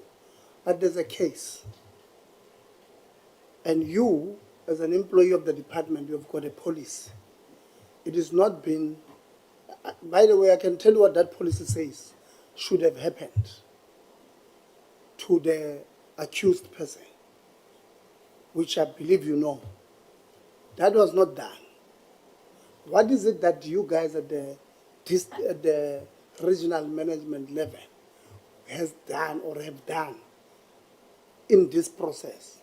Because that was not done. Then there should have been at least consequence management to a certain level. What is it that, are you saying to us that you have not done anything there as well? We have, yeah. No, thank you, Honorable Chair. Not in terms of consequence management. We haven't gotten to that level. But what we would have done, Chair, was to raise it to say, look, as the region, we are having these serious challenges. Please ensure that you've got this policy in place. Let's leave it. You have not done anything. Honorable Law. So you know, Chair, I was about to leave my question, man, because I listened very carefully, and you wanted to defend yourself. You've just caused a problem to the matter. One, for the fact that the case has been withdrawn to the police and you are handling it, you don't have a guiding tool to guide you as per the university, as a college. You don't have a guiding tool. You are not doing justice for our children. You are not even bothered. We are not being bothered. I'm saying this because the regional manager also is not even bothered on the issues that are affecting colleges, Chair. We are expected quarterly, monthly, HR person, Chair. We are expected quarterly, monthly to send critical, strategic, important reports to the department as the management of the colleges for us to play our oversight role as management. And I've said it at Northwest. That the department came here, they came to say, we're here for you, go and fry yourself. But we should be fair and have an approach as a committee as to what is the role of the department to preside over colleges, and they can't even know or understand any single thing or relate to the issues of colleges. I'm going to set an example. A simple example I want to set, Chair, is the issue of labor. Labor says that they are bullied. Labor says that their money are not paid accordingly. Labor says there are money that they are still waiting for, and they've been waiting for the money for too long. When they've been waiting for money for too long, it simply means there's been series of dictatorship and bullying towards the actors like labor and students. Hence today, the perpetrator of GBV can be in a campus together with a victim and is still fine, and there's no guiding tool to protect. To say the protection or the honor says that you must be this side, don't do that. One. Two, I'm raising the labor issue critically because I did last time. Labor does not need to take decisions with you as management. But what labor is supposed to do is to observe and see, are you in line with the law in terms of your decision you're taking? Now, as an HR person, every 12 months or 2 years, you review your policies, you send them to council, and then you tell them this policy must be updated as per the new act and the law. That's how it's going to happen. Now, you have failed the student as a management, together who was dealing with the case, and you are not fair enough to protect the student to say, why did you allow the case to be withdrawn and you handle the case? Because you don't have the expertise. By one, you don't have a police to deal with GBVF, to guide you, not a general police of everybody, a specific police that has jurisdiction and will locate the struggles or the immediate issues. It should guide you what happened. You must go and make sure you apologize. Principal, acting, you take the matter serious. You report within ourselves within 7 days. How you have handled the matter, who's leading the matter, and what are the possibilities of suspension on the matter, and how serious is the case. And you must really look onto your various departments, Principal. Go look, there are many young people there outside who are graduates, who are just willing to change and innovatively deal with ideas and change scenario institutions. Look at your fellow colleagues and do an introspection through a PMS assessment and see to it, are they fit enough to lead this college? I'm raising this because I'm going to NSFAS. The GBV matter is sensitive. It's painful that we couldn't get to the point where it's guided properly. And I'm hoping to be guided properly and we'll get report within 7 days and make follow-up on it specifically. Thanks on that. And I apologize to the victim on how the matter was handled. And I hope that she will get justice and she'll be protected by the college. Now, Principal, NSFAS says that they paid our transport allowance late. Sometimes they don't give our children money for allowances. And you are saying 80% of our learners, our students, are not proceeding because of many other issues. Are we not agreeing that NSFAS, late payments of students, is the one that is causing us to decline in terms of the learner dropout, the student dropout? Because I'm asking this because I can tell you majority of your students are NSFAS beneficiaries. Some are from SASA. So the notion that 80% of learners are dropping out mainly because of is their own will. We must apportion it to the internal controls of NSFAS, one, because NSFAS, I've got a serious problem with it. Ever since I've been a member here, when they arrive there, they come with problems more, not with solutions. NSFAS. Failure to pay in time, failure to respond to the children in time through emails, failure to come with adequate and precise solutions that are going to interlink. Now I've made my conclusion. The problem is that there's DHET, there's NSFAS, and then there's college. There's no integration and collaboration of the work done. Now the poor students and the workers becomes keeping goats of your problems and your internal controls. Either what of corruption, abuse, and bullying. You know how? The students don't have adequate and sufficient classes. One, the shortage of classes. There's been temporary structures. It's very extremely cold. I wonder how they pass the students when they're in extreme cold conditions. The poor principal comes for 2 weeks. He must do roundabouts. What about those who've been here? What has been your work as management of the college to rectify or to make sure that things are according to the plan? We've got a serious problem in the TVET college, and they account directly to the department. There's no technicalities with regard to TVET. We expect the department to be hands-on, Chair. So my primary concern is that the number of issues of Ingwe, whether we question them here, they're going to be used as compliance. They're going to be abused by the fact that we came, we left, let's go and do as it is. I'm proposing that there should be an issue where we receive reports on specific matter we've raised. For example, the department is coming here saying they can't track students who would have dropped out or students who have not there, but the universities can track out students who would have left it 2 years back. That means we've got inefficient, we've got a department that is not efficient, but inefficient. That is not looking forward or visionary to say, all these problems, we've adjusted them to one, and we are going to address them in phases. There is no way we can address college problems at the same time where the department is not relatively allocated or related to the problems. It's a problem. You won't be able to perform as colleges. We'll have 50 colleges coming here with similar problems, with the same problem, and it will be unfair sometimes to want to question them, or else the department is here. It's high time the department give us a progress report on issues of colleges, Chair. And then colleges will come after to make additions. Because these colleges account to the department, and the department has an obligation to make sure that it follows the laws of the country, and it makes sure that they account quarterly or monthly, and they are on par with issues. Now, we are sitting here with a problem that is going to escalate for each and every city of parliament committee. We are wasting taxpayers' money resources. We should be dealing with progress made. How far is Ingwe issues being dealt with? Not because, there was the issues that are here have been there since 2020. You are a member, Chair, of a portfolio committee. The issues were raised of this college. I went through my documentations. They are similar. Students are defunded. Students are 200, they are from different radius, they are traveling from far. They do not have adequate access to transportation to take them to school because they are not paid their allowances according to time.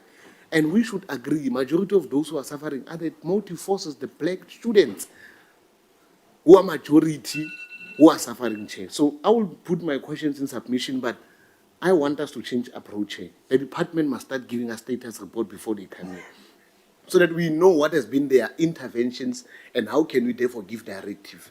Because we're not fair to the poor colleges sometimes, where they must respond, where else the department is responsive to us. So we must rectify this and must go work on that. And acting principal, look on to the innovation position. Get a young blood, young lion, and to the mama must innovatively mentor the process so that you are able to take it forward, because a young person will relate easily with student issues, and a young person will give you adequate, precise information so that you are able to have a proper run college. And I wish there will be consequence management and you will make proper assessment on the failures and the internal controls that could not have proceeded. Thank you. No, thank you very much. AG, please help us. What are the issues with the college on audit?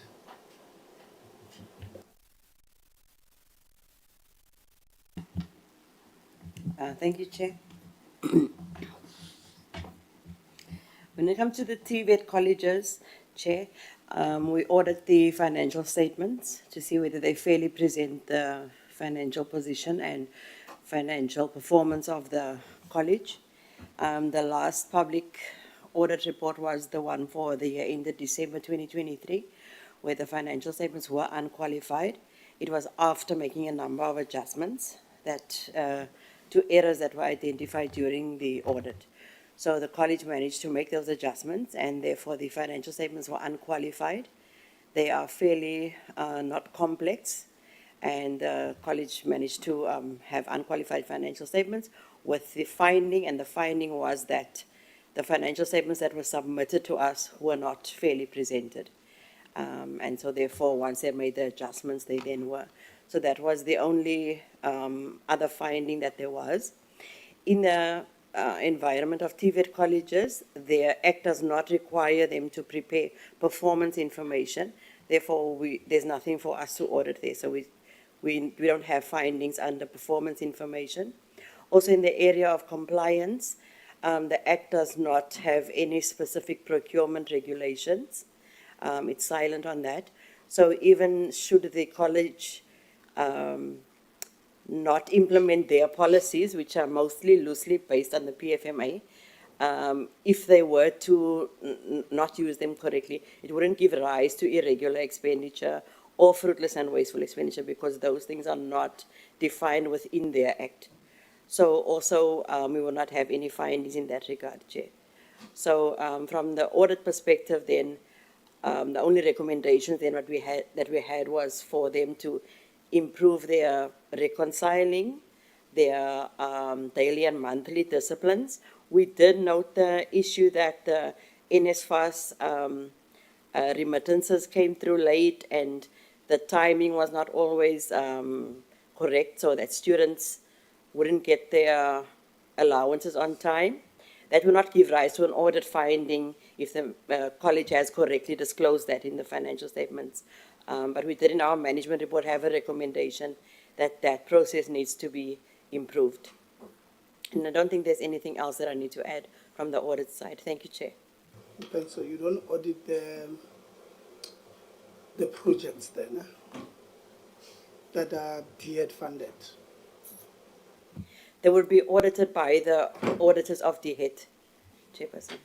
Okay, no, thank you very much. DHET, do you have projects here at Ingwe, and how many are they? Demlambo, you are a person of infrastructure, DHET. Through you, Chair, I think between the two gentlemen, Mr. Mlambo and Mr. Nogwelo, they could give account on that.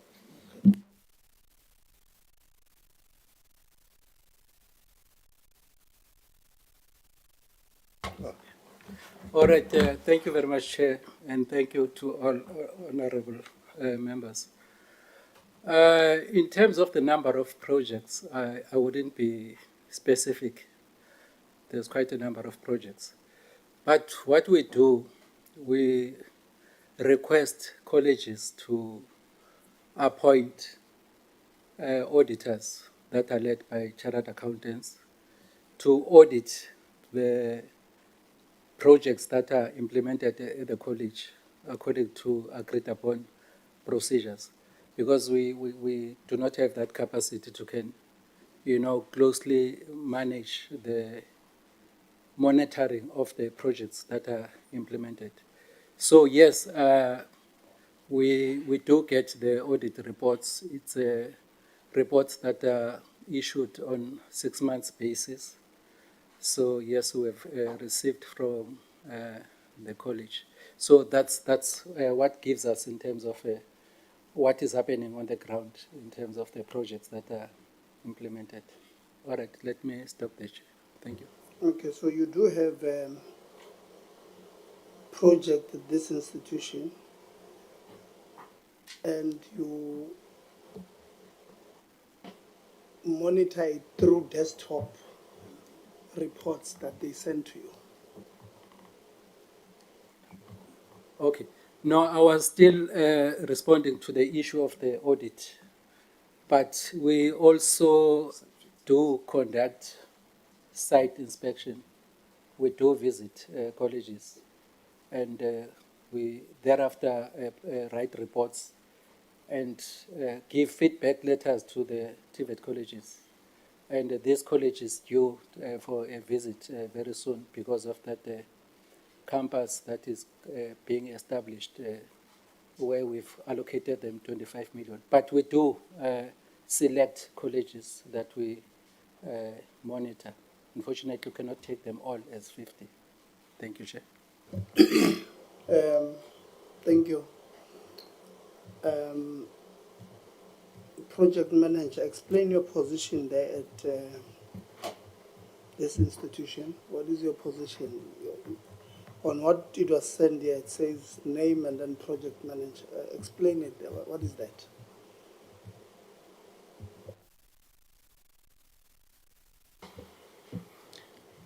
Thank you, Chair. I'm responsible for managing projects, infrastructure projects that are externally funded, that are funded by donors or sponsors that would give us funding when we submit applications. And then I'm also responsible for managing projects that are funded by CETAS and NSF. Thank you, Chair. So you are employed by the college? Yes, Chair, but I'm not employed by the department. I'm employed by the council. Okay, so you are a council-funded employee? Yes, Chair. Okay. And the position is project manager for external funding. What is it? Because you are saying you are only responsible for project funded by CETAS or what? So,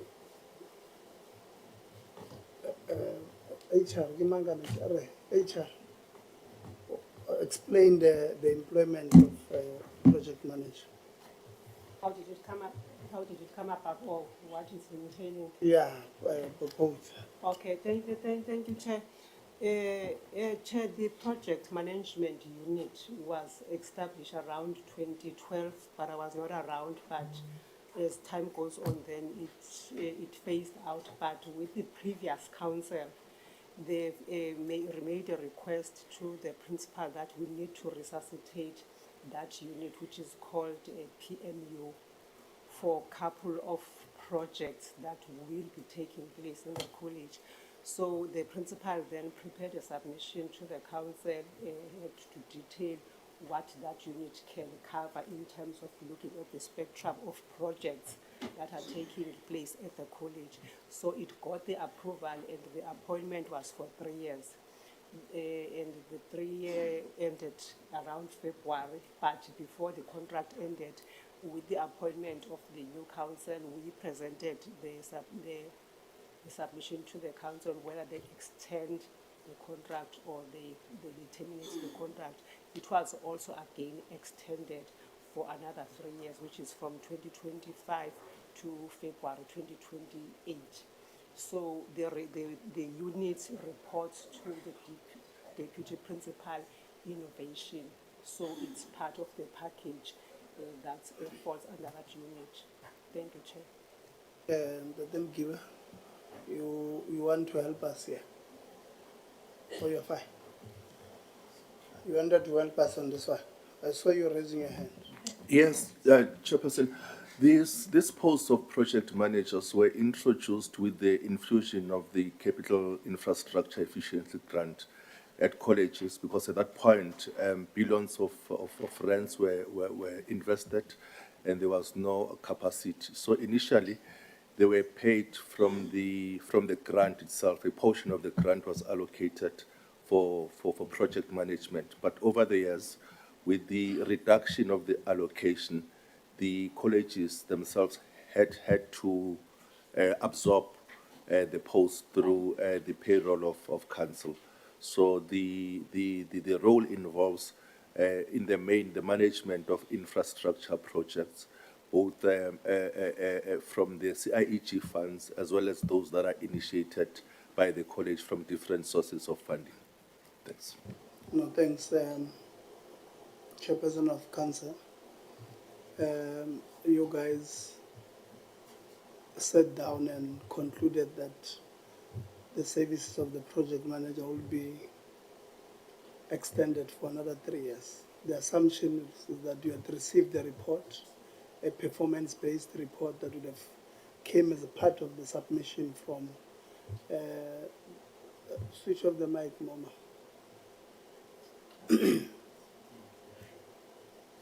It's okay. So I saw it means they. It's innovation. Yeah, it's innovation. So you submitted a report either from innovation, HR, and then you send to council. So that would be the assumption. Chairperson of council would want you to, is that maybe confirm, is that the case? Yes, Chair, that was the case. And then at the time, you guys had 5 members in the council. You were not a full complement. When it was presented, I think we had already established the internal members, but as external, yes, we were the 5. Explain, what do you mean you had already established the internal members? When we arrived, we were the first cohort of council members. Then the Act says that we must establish an election process for internal members. So that process was undertaken, where we had a lecturer representative, support staff representative, and the academic board representative with the SRC.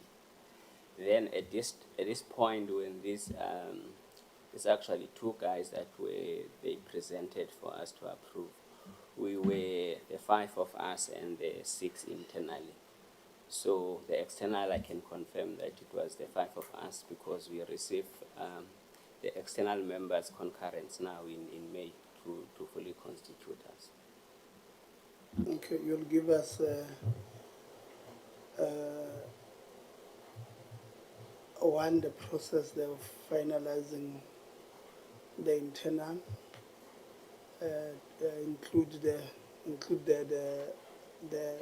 act that empowers us to do so, and then you'll then give us the minutes of that meeting that you guys followed, and the minutes of that particular meeting. CFO, what is the issue? Okay, thank you, Chair. I just wanted to clarify, Chair, that the position that Mr. Msipa was explaining is not the same as this one. Yes, he's correct. We had that person, but when the contract expired, we didn't renew. This one is separate from that one. I just wanted that to be clarified on record. Thank you, Chair. Okay. Ngabona batho ba department la phirisano.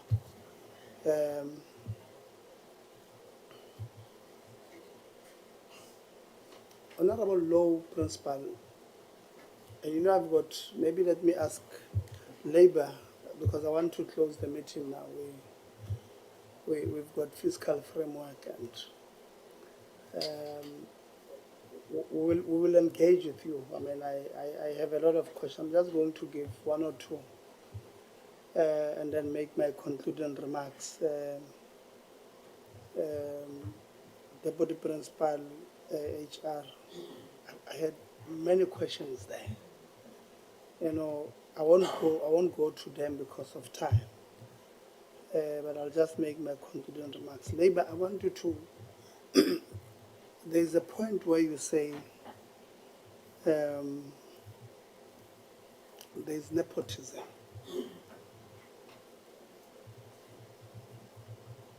Here. Who can elaborate? What do you mean? There's nepotism. Just go straight to the point. Say, Honorable Litsi is related to Honorable Maseko. It's a husband and wife. And the wife has been put there without a process. That's nepotism. Please don't give us the history that, no, you see, let's just go straight to the point. Somebody that Labour, elaborate, what do you mean by this thing of nepotism? Thank you, Chairperson. What happens is that the qualifications or the criteria that is used to select a person, it is made in a way that it can fit a particular person who is related to the campus manager or the manager in that section. And then when we come as observers to question such an act, then we are told that, no, this is the way it is. You are here to observe, that you are observing, and we are qualified managers. We know what we are looking for. Same goes with, that is part of family members, and with the friends, they do the same thing, and they disregard even the criteria that was advertised from the post. There's also that instance, Chair. Thank you. Okay, you have not given up examples. Mama, in writing labor, give us those things. Says this was the advert. We wanted a project manager. And then this was the advert. And then the process said these things, the academic requirement, whatever, and they put the current project manager who does not fit this thing. And these are the people who would have applied. I'm making an example. So go give that to us in writing. Because you're not making, even the process, it will suit family. Let's make examples. Let's say whoever X, Y, and Z related, right? So let's do it like that, because members, I think we will have, to have a session with, we'll probably look at going there. Principal, your people here, you come here and say all your buildings are OHS compliant. It's not true. I know you are 12 days there. You are new, you are brand new there, but it's not true. Because I can tell you, Principal, that whoever gave you that information wants you to lie in Parliament. Because I can tell you, I can tell you, there in Montfrey, you know you have,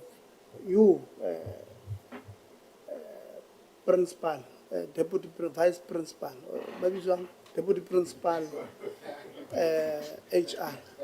You know, you also had a minor injury in Montfrey, in one of the buildings that are not OHS compliant yourself. But you sit here and you allow whoever does the presentation to give to the principal and say, all buildings are OHS compliant. When I started the meeting, I said, you must assume that we know.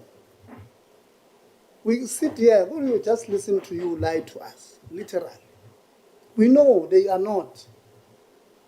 They are not compliant. And we must sit here, because if we interrupt you, then we are disrespectful. It can't be, colleagues.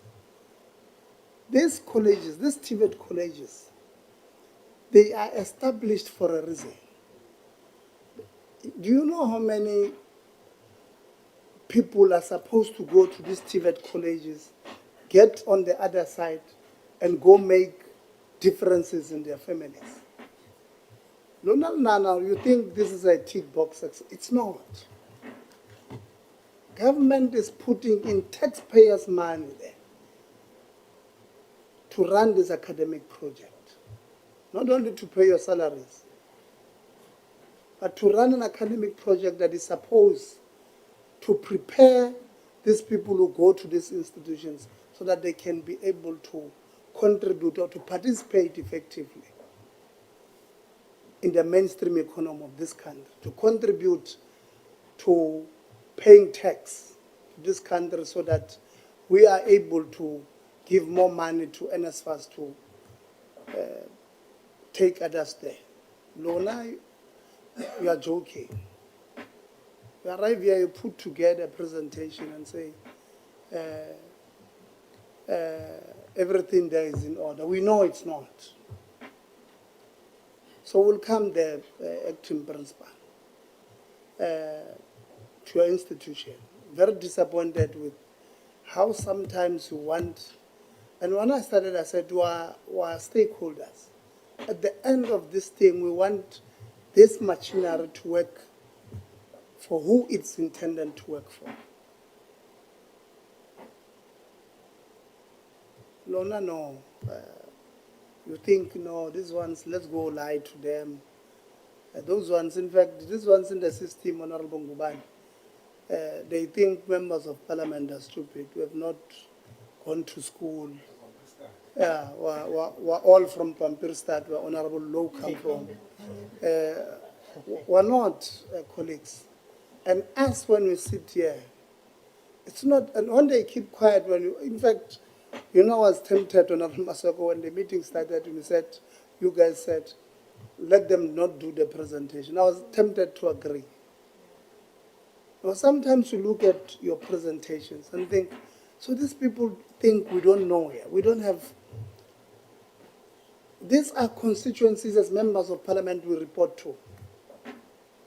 These are people who come to us and say, you know, I speak, at least I'm black, I'll speak for these black people here. We've got relatives everywhere. Yeah? Everywhere. From Montfrere to, I don't know, all of them. Yeah, all of them. We've got relatives. Some of our relatives, by the way, they go to your TVET colleges. So they'll tell us, uncle, we've got 1, 2, 3, 4, 5.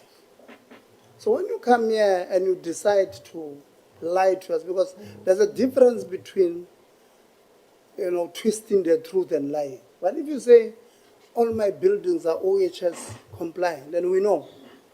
And I'm making an example about Manfred just to show you it's not true. I made an example that your deputy principal, in fact, got a minor injury in one of the buildings there. Because we know. We just kept quiet when you were presenting. So, principal, attend to your people. We will come to this institution. But department, warn your people. This is serious business here. We are empowered by Powers, Privileges and Immunities Act to act, Section 17, subsection 2, to act about people who do this. This is, what do they call it, perjury, lying in parliament. We're supposed to act. But tomorrow you will say, sure, tomorrow you will say, we're targeting you guys. That's not what we want to do. But you are pushing us to that point. You are pushing us to a point where we are now supposed to be very firm in using these rules and taking you guys, opening cases against you for perjury. We don't want to do it. We want to work together in making sure that the academic project here is protected. Principal, the numbers that you guys have produced here are scary. Because TVET colleges are technical, are supposed to be technical and vocational. But if you look at your numbers on technical and vocational, they are very low. We have went the other way there. Business studies, they are way too big, too high on the other side. And therefore, the work that we are supposed to be doing as a TVET college, producing technically savvy, vocationally savvy people, are very low. In fact, we are admitting very low numbers, which then begs the question, what is the state of our workshops there? On the core business of what we are supposed to be doing, what then is our state of workshops there? So we have now decided to be a university masquerading as TVET college. Because the core business, if you look at the numbers there, is business studies. That's the core business of your institution when you look at the numbers. You see? So we'll have problems. Like I said, we do not have time.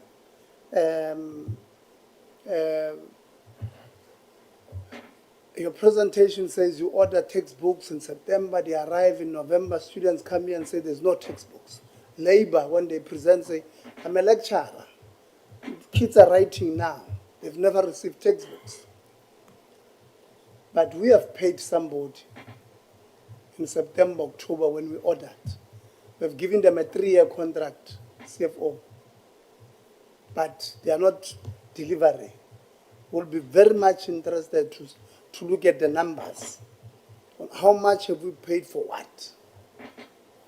Because you see these things of tenders, I don't like them. Because you have suppliers.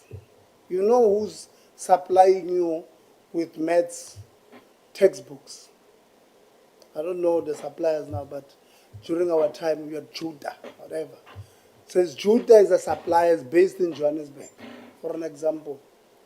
You write to Judah, a CFO, Judah, I want to make an order of 500 of this kind of textbooks. And I want them delivered in Matatiele or Mount Frere in, in November. Give me a quotation. Judah charges you 340 per textbook. Finish. But you guys don't do that. You want to pay 800 for simple textbook. You go to supply chain, put a contract of 3 years there. I've got a friend of mine who has a truck. I will drive to Joburg, will bring them. That truck goes to Johannesburg and back for 6 days because on the way it breaks 5 times. And then this person charges you 800. And it's normal, double plus change, almost 3 times. Our business model department, you see sometimes regional manager, the reason why we have yourselves there, you are supervisors of these institutions. You must say to them, this thing won't work. We don't have money. Now we're going to vote for fiscal framework now in Parliament. Now, we don't have money. There's an increase on the baseline, but there's no extra money. Even for yourselves, says this department. We're going to vote for your budget on the 3rd of July, the department. We don't have money. Mara, the way we're living here it's scary. We're going to visit these members. Because they were going to vote. Honorable Ngubane is not going to vote for the budget. So he's happy if I continue. And I can't afford not to be there on time. We want to thank you. NSFAS will have a conversation. Not happy with how we're doing things. I mean, we lost critical infrastructure in Northern Cape Eben, because NSFAS does not want to pay people. We have a problem. We'll have a serious discussion. It's just that we're trying to see how we can change up our program to bring NSFAS again. NSFAS is not helping us. It's creating a huge problem. And there are students who are writing exams now. They've never received their stipends. And it's business as usual. Those kids must write exams on empty stomach. It can be. So I want to thank you, NSFAS, for coming. Auditors, AG, thank you very much. You've been, AG works very hard for us. We really appreciate students.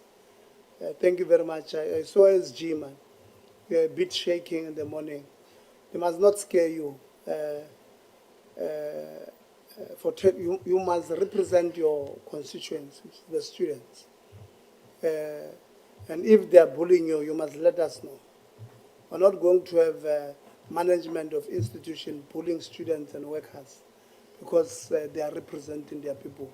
They're not representing management. Management, if they want you to represent them, they must treat you well.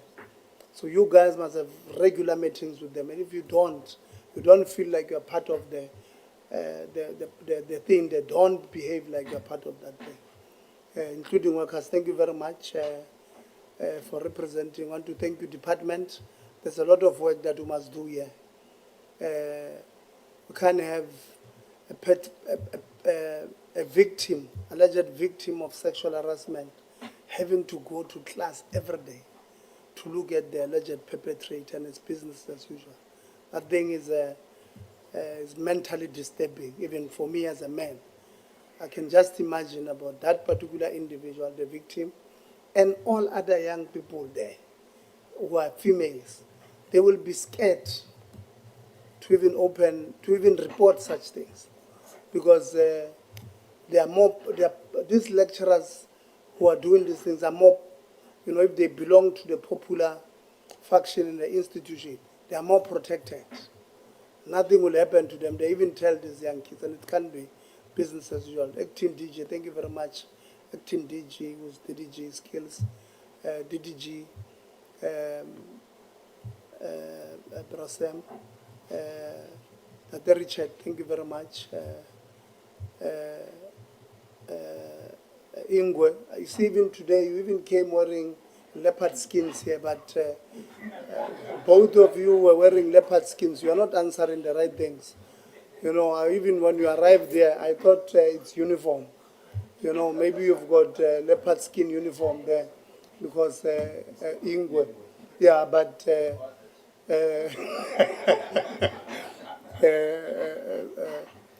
you did not represent the institution well. When we met again, we must do better. Acting principal, all the best. This is just from, just that today I did not bring my file.